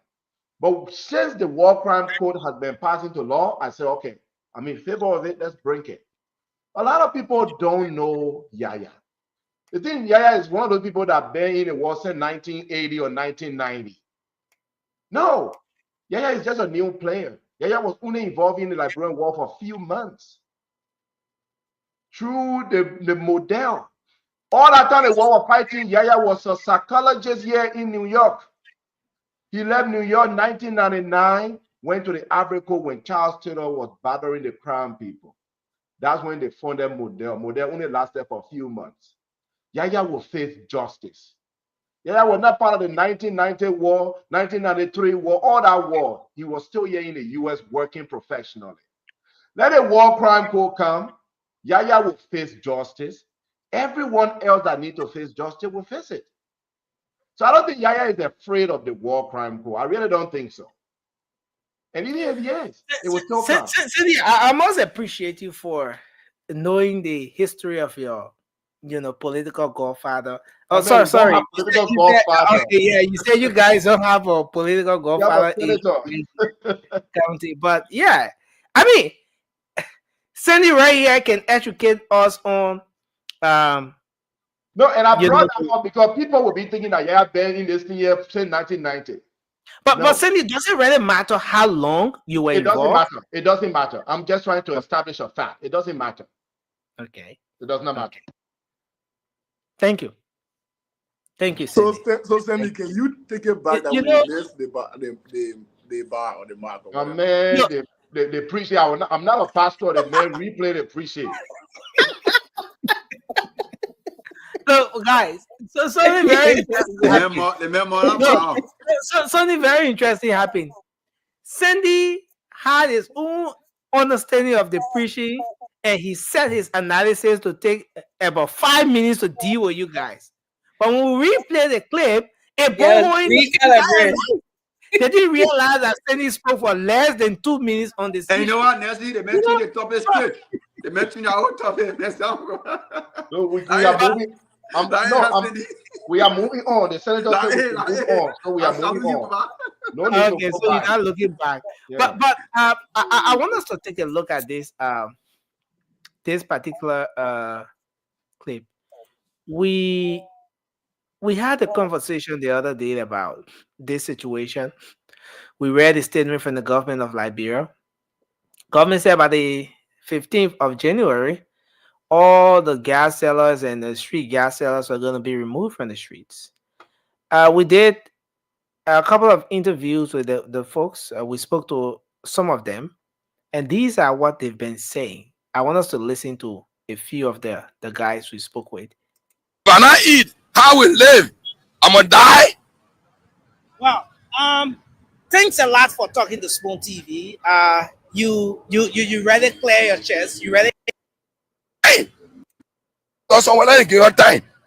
Let them give her time. How long you think the government should give you? If the government is supposed to give you guys time before removing you from the street, how long you think that should be? Definitely. Thank you very much. The time that we are talking about, I think they can give us some of the 4 years. Because in the period of 4 years. 4 years? Yes, that's definitely. You think 4 years will enable the government to roll out the policy they want to roll out? Yes, they need to help us to go to this year. Reason that before you build many stations, let them just go to where the setting pump. Out for the press of pump. Out for the press of tent. All of those things, those materials that you will use to get many stations. Ask for them and tell me the money. Everything that's going on, you are going on. And you that don't have anything now. How can you buy those things? And before you start station, so it will carry you time. Just you look at now I come for gas. I gotta hold the container in my hand, get on motorbike, and bring the container to put the gas there and carry it to the place setting. I will pay the person, and then they'll get bread. If we're not selling, how we live? So definitely let them find reason. Let them give all this time. This year that I'm talking about, we're not forcing them. We are people. But honestly, let them know that we are human beings, we are citizens of the nation, and the resources of the nation for everybody. Dream. So as at the movement, I'm actually calling a government to come and look at those decisions they are making and look at the issue, the issue about taking the citizens around the road. They have to look at it. Yeah. So about I just want to advance this as a recommendation to national government. Please, we beg you, you call it unaware. You create a call off balance. Reaching your decision, give out time. 1 month is not just enough. Because you came out December, say as of the 15th of January, we don't want to see any Cambodia association. Cambodia along the road. So it is not enough. Have you seen some of the task force around since the 15th? Yeah, some of them they disguise themselves. They come even at not hour. You see, they come, they take gas. When they carry the gas, they distribute it among themselves. The guy from the Bowman Bridge or fire service department. You see, they come, they take gas, they go and they share it. They don't report it to government. They share it among themselves. They must give us time, 1 or 2 years to adjust ourselves. But they can just kind of take off on the street right away. All right. That's a deadline. Of course. But you're selling today. Don't you think you're violating? Already, I don't selling today. Yeah. You're not selling today. Okay. Come together. So guys, I want us to hold it there. These are the voices of Liberians. Some of the guys who are selling gasoline on the sidewalk. Now, we read the statement the other day. The government of Liberia, through the Liberian National Fire Service, the Ministry of Justice, the LNP, they came up with a decision to remove those guys from the streets. And what triggered the decision was public safety concerns. A lot of you know that the Liberian National Fire Service have been battling frequent fire outbreaks across the country. They already say they ain't got equipment to fight fire, and then fire outbreaks just all across the place. And so they decided to roll this out to remove the gasoline sellers, the people who are selling in the jerrycans or the mayonnaise jars along the road. The government thinks that by doing this, it will help to reduce the danger, the risky issues, the risks that selling gasoline on the sidewalk poses to the citizens, the folks who go about the activities in the public. And on the flip side, most of the guys are calling on the government for time. Some people say the government should give 2 years. Other people saying government should give 4 years. Other people saying the government should give them more time, because according to them, that's what they do for a living. If the government is removing them from the street, as they've already started engaging them, the tax force is out there confiscating their gasoline and all of that. If the government is rolling this out, then it is going to affect them. They have case, and this is what they do for a living. I mean, let's start with you, Moba. Thank you, Nelson. Look, the last time we brought, you brought a topic out, and I know a lot of people were against me because I understand the struggle. How much we want to build a nation, we all want to sacrifice, but if we want to do the right thing, we need to give them a little bit of time. The reason I said this, the reason I'm saying this, Nelson, because look, all the gas sellers, you see, so those people have family. First of all, look at your country. How many job creation the government get? And when people say this thing, people say, "Oh, the government, the government can do the government, not everybody." And people we agree, but those people that are talking about taking it from on the street, I agree. I said them will be there. I'm not saying that they should be there, right? But so you want the government to remove them? Yes, but I want the government to go in probably like 1 year. In my opinion, that's it. I don't want to sugarcoat anything. I want the government to get in 1 year in a sense. Everybody will be like, okay, yeah, that's true. 1 year, let the guys then hustle and be able to get a mini station or look for all the businesses and things. That's the business they understand. That's where they go and feed their family. That's where they go and pay their children's school fee. That's where they go and pay their rentage. So end of the day, when you take the people from on the street now, it ain't get no other business to do, right? People say, "Oh, let them go do all the business." In case they go do that business, that money bread out. You know how many roles you call in the community? You know how many criminals you bring back in the community, in the society? Before you make a decision, let me conclude. Before you make a decision on something like this, Nelson, you got to open an avenue. We agree we want development, but we can just come on the board. We say 2, 3 more, 2 more, 3 more. Your move. No, where they will go? That's where the levy on it. That's that levy right there. They go to sell gas. They can't feed our children. When you take it from them, you don't like they're taking bread from their mouth. So before the government taking it from the street, the government get it 1 year, or let the government try to bring more investors in the country and let the people work. Because if you get 60% of Liberians working in a young age, nursing, there will be no protest in our country. I'm telling you, protest, people, you see, the crime rate, everything will drop. 60% of the youth. The government need to prioritize employment. Seriously. Thank you. Thanks a lot, Moba. Now let's hear your take on this, Cindy. I'm going to take Emmy next, and Ruda will take us to the full lines. Give those people 5, 6 years from now, they will still be on the street. You know what I'm saying? Give them another 10 years from now, they will still be on the street. I understand their pride. This is the main survivor for them. But the business that they are involved with is risky. Selling gas on the street is risky. It's not okay. You don't find that, Moba, in any serious-minded country, period. Where you find people holding gas gallons on the street. Gas is a flammable product. Flammable product. To encourage that we should continue to allow this, give them 1 year, 4 years. This thing has been ongoing for a long time. The government cannot please everybody, Moba. The safety of the citizen is more important here. The protection of our environment is more important here. I agree, government need to create jobs. I have always advocated for private sector development in the country. I always say the government should provide avenue for private sector to grow. But we can't say until the private sector can grow, until jobs can be created, let gasoline be sold on our streets. It's not okay. So go ahead, Nelson. Is the sale or is the removal of the sidewalk sellers, the gasoline sellers from the street, part of the reform? Is it in any way should this in any way be considered as part of the reform and the development and everything that the country is or the government is working towards? It is part of the reform, Nelson, is environmental protection. Hazard prevention. We got to protect our city. Nelson, the smell alone of the gas on the street, it's not okay. It gets you sick. It gets to your lungs. Those people that are being exposed to that gas daily. It's not good for their health. And it's flammable. Nelson, not only gas sellers should be kicked off the street. Ghana boys that are selling clothes on the street, people selling market rare on the street, congesting traffic, Nelson, they should be kicked off the streets.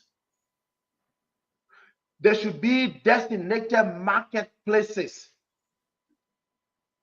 Our streets should not just be crowded with sellers. Eventually, let's clean the city. Rwanda is not the cleanest country by mistake. No, I'm serious. Not by mistake. You don't find a single person selling along any street in that country. Not a single person. It's either you are in a store or you are in a marketplace, enclosed environment. Now on the street throwing things on your head. And that's why the people are not throwing trash. The people who selling things on their head and selling things on the street, they throw the trash and they keep moving. Then we complain that the city mayors or whatever, the MCC, they are not cleaning the city. But every given day, more than 200, 300 people trashing on the street. They're putting plastic there. They're leaving their cups. And you expect that city to be clean? Mama, I also understand their pride. I feel their pain. But if we say we will continue to give them time,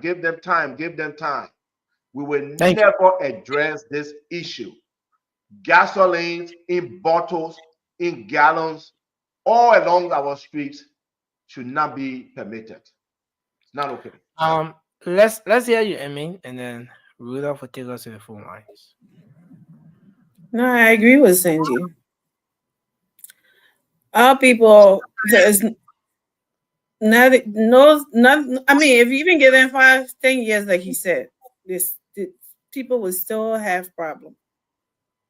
And this is what we Liberians, like from the time I got involved with the whole election period and watching the way people think in Liberia in the election, I come to realize that people they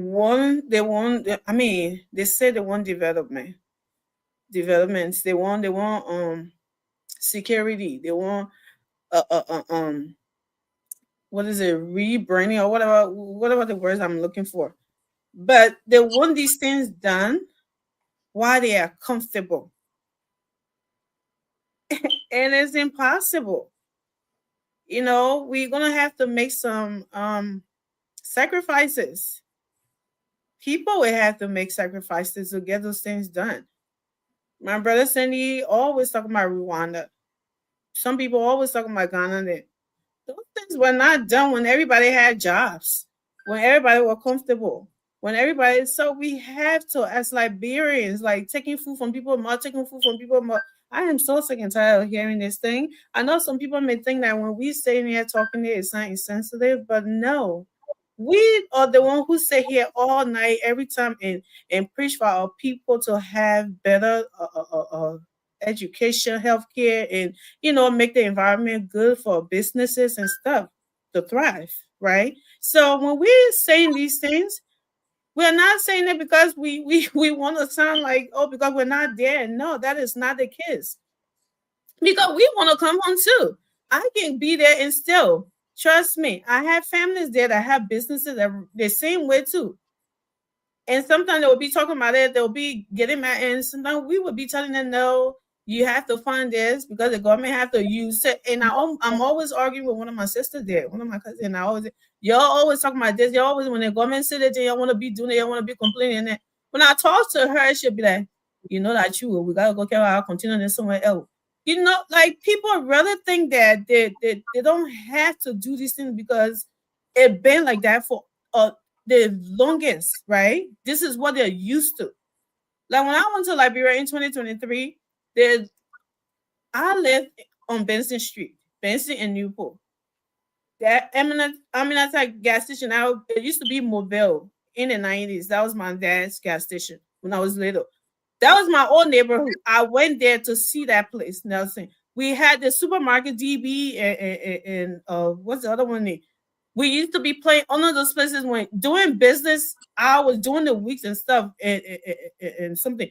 So there used to be the old man there with that little Apple trays, like 2 or 3 persons sitting under the supermarket. When I went there, that whole place was like a marketplace. They had tables with pepper and bitter ball and everything on it. And I'm sitting there like, what happened to Watersa? There was nowhere to walk on the sidewalk. We were in the street, in front of the cars. That's not okay. That makes me, the whole place look the biggest flea market to me. That's how Monrovia was. And in the 90s, when we left Monrovia when we were little, that's not how it was. And that is not attractive. That's not, you want investor, you want people to come in there and all the fires and stuff that we're talking about, the government should bring the people, the government. Nobody will come to see those kind of things that looks like chaos. They will not do it. We have to make the country look attractive for investors who want to come in. And some sacrifices have got to be made. I mean, maybe they can ask that the government should show them a spot that they can go and be selling. If they can ask for that, but to say, oh, they should give them 4 or 5 years before leaving the roadside and something, no, that's not okay. They have to do it now. And if it's safety issue is immediate. You have to tackle it immediately. You can't give time and you say, oh, let it keep happening. Give us time. Let it keep happening. No, you can't do that. So we hope our people will understand too, as they are calling onto the government, they need to sit and understand too. It will be your family tomorrow, what they're trying to prevent. It will happen to one of those people who are selling gas on the street. It will happen to that family. It will happen to themselves. So they have to think about it that way. If they want to ask, they can say, oh, the government should get a special spot away from the street and stuff, or somewhere in a close area. Maybe they can work that out, but to say they should let them to stay on the street, I don't think that's a good idea. They need to understand and make that adjustment as well. Rudolph, you want to go? Yes, Nelson, I will go in. I'll be real quick with this. You see, it is no secret that the exposure of gasoline causes. It's an issue of public safety. I mean, that's no secret, but the government main argument for taking this decision, it's not that though. They are decision like the major reason for this decision is not just about public safety. The government is arguing that boys on the street, because they are selling their gasoline on the street, that is why we are having an increase in houses being burned. They are pretty much saying that people go and just get gasoline and go and burn people's houses, pretty much. And my thing about that is this: you cannot make a national decision that will be affecting the lives of people just by what you think. There has to be research done. And this decision has to be backed by data. The government cannot prove by any other means the correlation between boys and houses being burned. There is they cannot prove that. They have not proved that yet. So if that is your major reason, then you have lost the fight. Because how can you explain this to someone without telling them, okay, I have done this investigation, we have made tremendous research, and this is our finding. Here is the numbers, here is the data to back our decision. We don't have that. I agree that if we just keep asking for time and time and time, it's not going to happen because but then we also have to understand that there was nobody who was born and grew up if possible, went through high school, graduated, and just chose to be selling gas on the street though. It's not a comfortable business. If they could do something better, they would do something better. You see, we always talk about serious-minded countries. Those serious-minded countries, they have McDonald's. They have KFCs. They have smaller jobs that people can do to earn a living wage. So if you make that kind of decision, guess what? There's a fallback position for people. We don't have that in our country. These people need a period to transition into something else, to think about something else to do. Like you don't just catch them off guard, because if you do this now, you are taking away, let's say, like up to like 100,000 plus people off the street, and these young people don't have any means of survival. What are you feeling? You are gonna have a high rate in criminal activity. Our Zogo rate is gonna go up. You are going to have people like Ami go back home and have her handbag being jacked off her arm because someone wants to make a living. But that is what we are here asking for. This is not devotion service. No, because if you do not create a space for these people to transition into, they are going back into the street, and you are going to have an even bigger problem than what you are claiming without it being backed by any research. Thank you, Nelson. I'll stop here. Well, let's go to the phone lines and take few calls. 0555 101075. Emmy, we not jug your back. No, I'm not talking about checking back. No, those are my brother that check my back. I won't be able to eat whatever they eat will come back. But anyways, listen, I understand what you're saying, right, Rudolph? But you cannot say they don't have anything else to do. There are other things there to be. You can say they got used to that part of it. Yeah, when you get a business, this is what I want to do, and you get used to it. To just switch up like that, you can say, oh, maybe to just re-strategize and see, oh, what else I want to do and something. I don't think those people are honestly selling those in there. They are responsible people. They were not just because the government took me off the street, so I should end up being a Zogo to be snatching bags and be doing stuff like that. No, it would be a low tough time for them and their family, but they would say, okay, so let me think now, what else can I do? What else a hustle out there can I do? But I don't think those people like we just seen talking on the camera, they don't look like people that just want to, like, little kids that just want to end up being a criminal because the government said don't sell gas on the street. I don't believe that. Thank you. I mean, 0555 101075. When the he number can go back to his I'm going to put the WhatsApp up in case if he doesn't have any way to do that, he would use the other route. Make our first caller here. We have a caller on the line. We have a caller on the line. Hello. Good morning. Yeah, please go ahead. Yeah, Emmanuel Joseph calling from Baptist Seminary away. Yeah. So we'll be we're going to take a breath for people more. Then our country will be dead throughout the years because of taking breath for people more. Like, we don't do any other thing. Our country will not be different because of every country that develop, they have a now everything will just be government will just do the one. Yeah, you take a breath for people more, do the one for people more. What will be good in the country now? What do we do that will be good in the country? Thank you. People should put it down. They should see it. Yeah, but if all you will sorry, but at least our country be in good condition. Thanks a lot. Let's go you there and take another person. Hello. Yes, good morning. How are you? Yeah, go ahead. Let's hear you. Okay. No, I lost something. One of the pictures that is the decision backed by data. I mean, I did some work on public safety when I was about to I could carry my information for the Labrador National by Association Office Access to one library. Is public safety really for the capital men there? No, I did a full research on that. It is only for people who are government officials and powerful people in society, not for the common man. Thank you. I give an example with the 13th Street youth that three parties, marriage compound, pre-marriage compound, is that not a public safety? Is that real benefit? No, it's not benefit. So the only thing is, in fact, I was actually at the place where the late Senator Fred Johnson took coupon of gasoline coupon to a Campbell.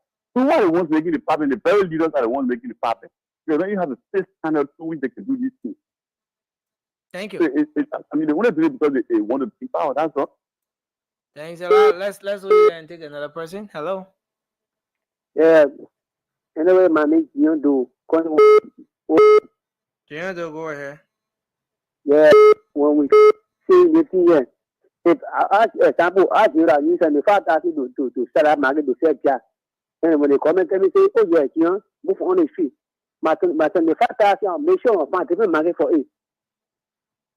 But I want to say for that reason, I was trying to go, I'll be rule. So I want to go before. Therefore, come and say, move on the street, I'll be rule now. That's the question there. Thank you. Thank you, brother. Thank you, Gian. Gian, we appreciate your input. Leslie, are you going to give us time to answer some of these questions? We're going to take 3 more calls and then we'll wrap up. Hello. Hello. Yeah, go ahead. My name is Gabriel Farr. I'm calling from Barclay. Gabriel, go ahead. Yeah, you see, our government made that decision.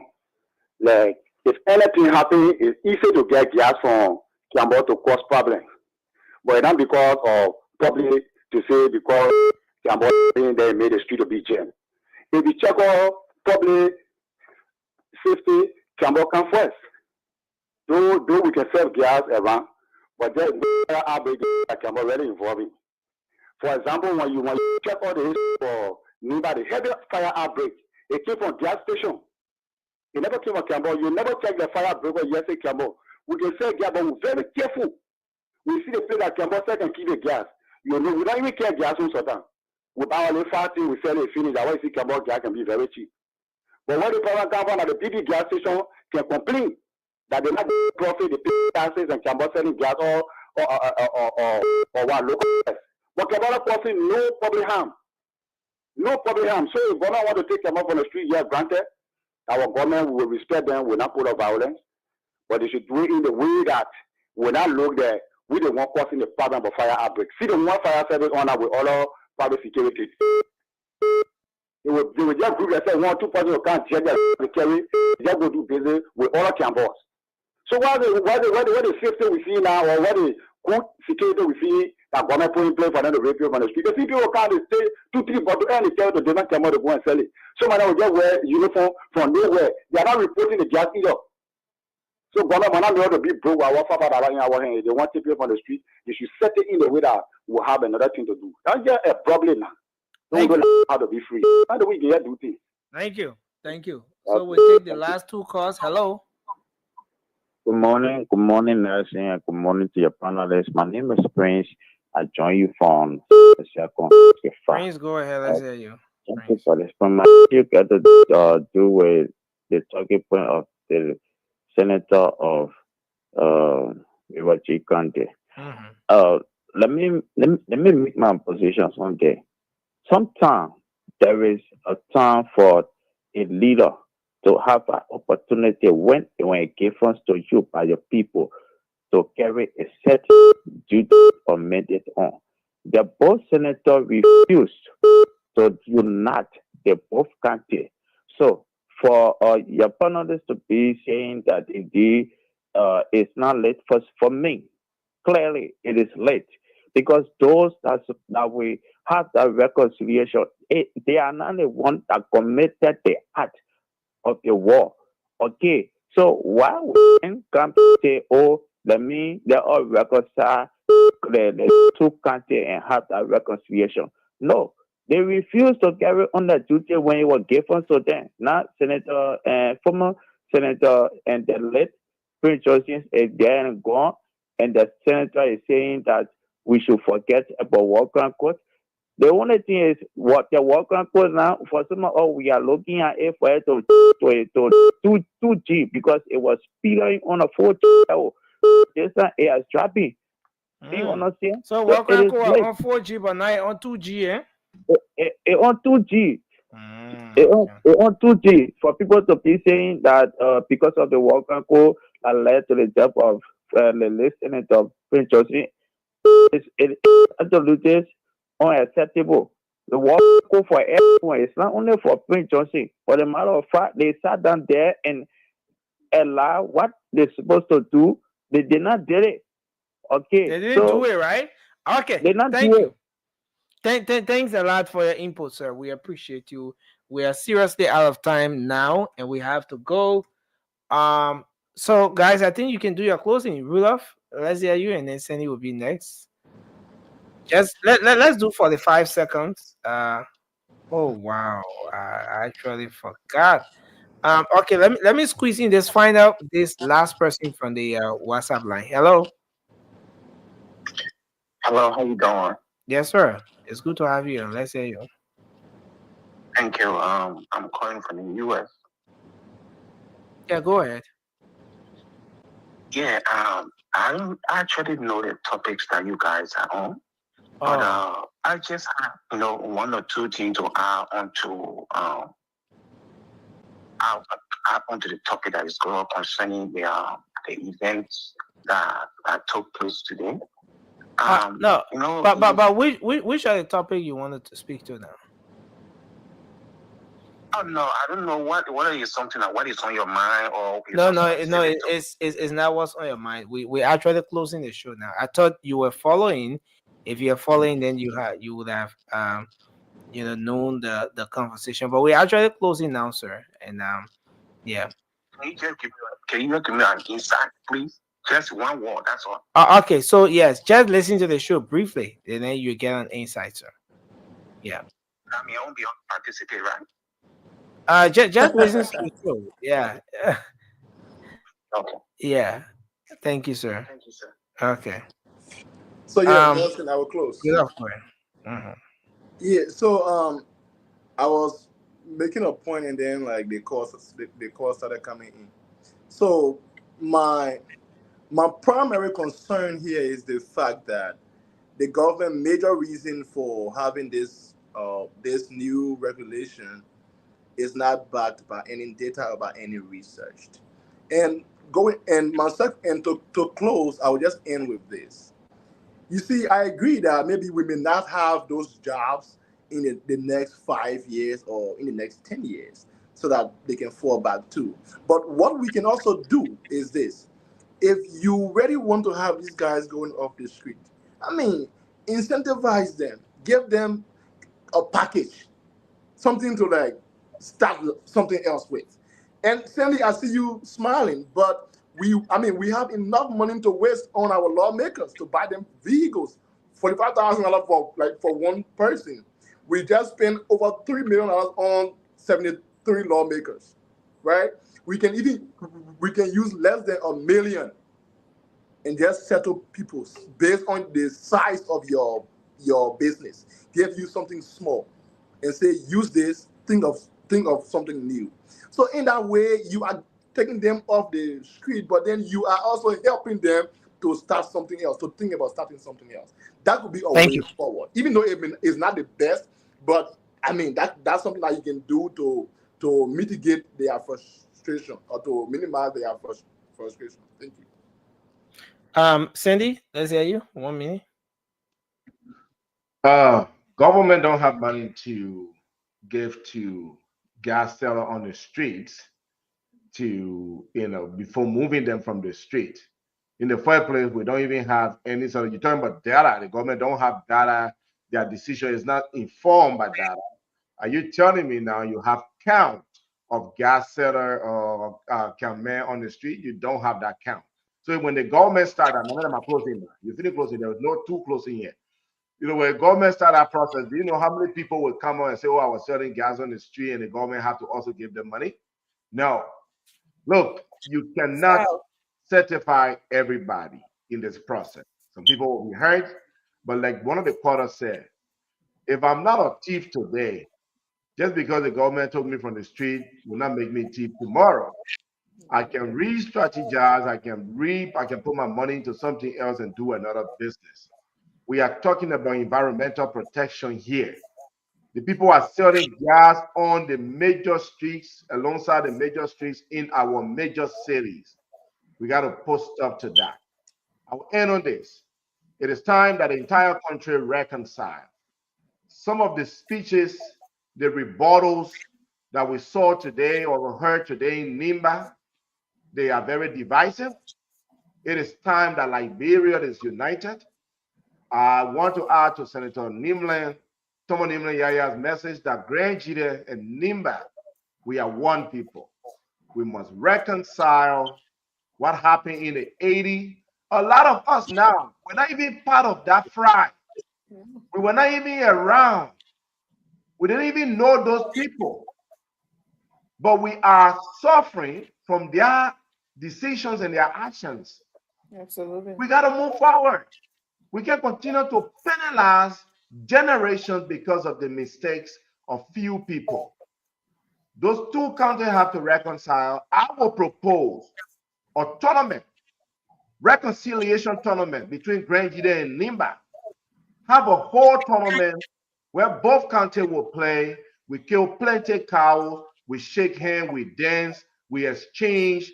You know, we do our traditions, and then we start to unify our people. Who is keeping time of the 60 seconds, though? I'll just leave it here. We're not trying to be any minutes progress. That's exactly what I get. Talking about a cow.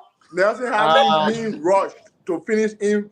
Mama, please go ahead quickly. Let's hear you. Yeah, thank you, Nelson, and thank you to our many listeners, Radio Land, Facebook, YouTube, man. We say thank you guys, the heroes. Look, General guys. I know. Wow. General guys, look, let me real. I understand, man. We understand how the entire economy is. Like Liberians, you know, some of them doing our petty business, gap business and things. And I'm appealing to the government. Actually, I'm appealing to the government. I need to extend the time. Not like 2 years, 3 years, no, but at least let the government get an ample time so that I can be able to generate something and try to find somewhere else to go. That's my appeal to the government. And lastly, let me say this. Today, what happened in Nimba during the senator burial, it was, I said it before, it was wrong. You know, people were throwing jobs and other stuff. People were campaigning. You get called about campaigning. You go and bury the campaigning. What is sense in that thing? Yeah, you all on the play campaigning. Campaign not real, but campaigning for job. I mean, you get called about. You get what when you call? You get spoke.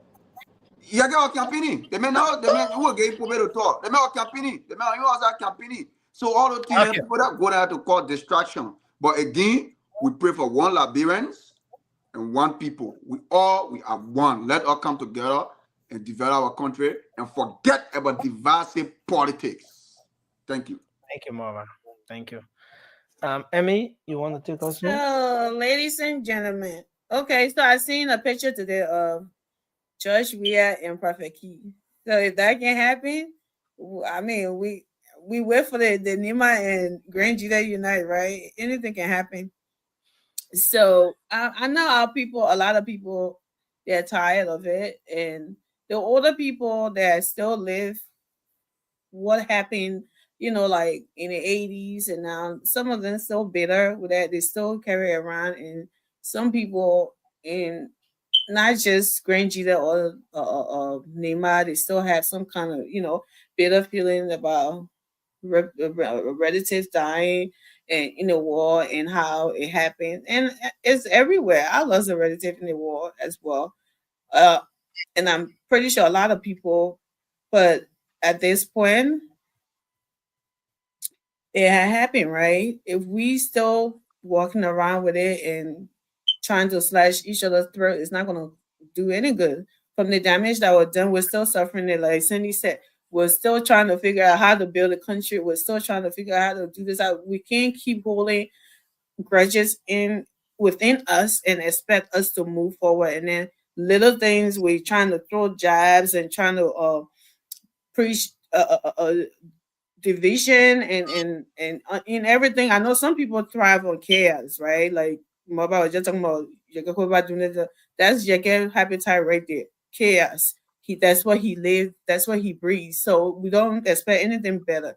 But people that know better, that know that this is not where we should be as a country, I think they will do better from his message. But the whole part with it, don't look back with the War and Economic Chronicles part, we're not listening to that. If there's a way that to look back, please, by all means, do look back. And we should move forward. That's not even looking back. That's moving forward, holding people accountable and things like that. It's not looking back. And I think we should all embrace that and move forward. Maybe this thing is maybe the whole court is what holding our country back. We don't even know when people ain't happy, even though some of these people are dead and gone. But some people might get closure from these things, and Liberia might be free. There's innocent blood that was spilled on the streets of every counties. Maybe that would speak a little bit of, something for them that, okay, the country has at least thought about us and hold these people accountable. Even the ones that are dead, there's nothing they can do within there while they're there. But it might be something that we all don't know. And by us denying the country that, we will never know till we do something about it and see where it takes us. Because places that Rwanda, that my brother Cindy always preach about, right after the war, Rwanda did it. Other countries did it. It's not Liberia that just, for some reason, we are just different breed or species in our side, that side of the African continent, that we cannot just get it right. It's just something about us, and we really need to pass that and do something about it. I know some people are against it because it supports certain people and all of that, but it shouldn't be that way. It should be a call for all Liberians to see that, for some people to have closure, for us for this country to just move on and just move forward and pass this and put it behind us. Thank you, everyone, and let us be open to making sacrifices to building our country. For can board, to can Garrett, to can woman, to can Oma, all of us. It is our responsibility for Liberia. It's not just government alone. When government try to do it, we have to pay some kind of price in it, and we should be open to doing that for Liberia to get better for all of us. Thank you, Nelson. Thank you. We appreciate you for your staying up and everything. Well, I want to say thanks to you guys.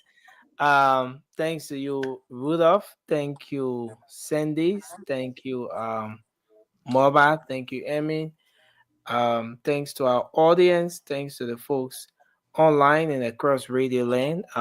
It's been another great show. We look forward to being here on the next edition of the program.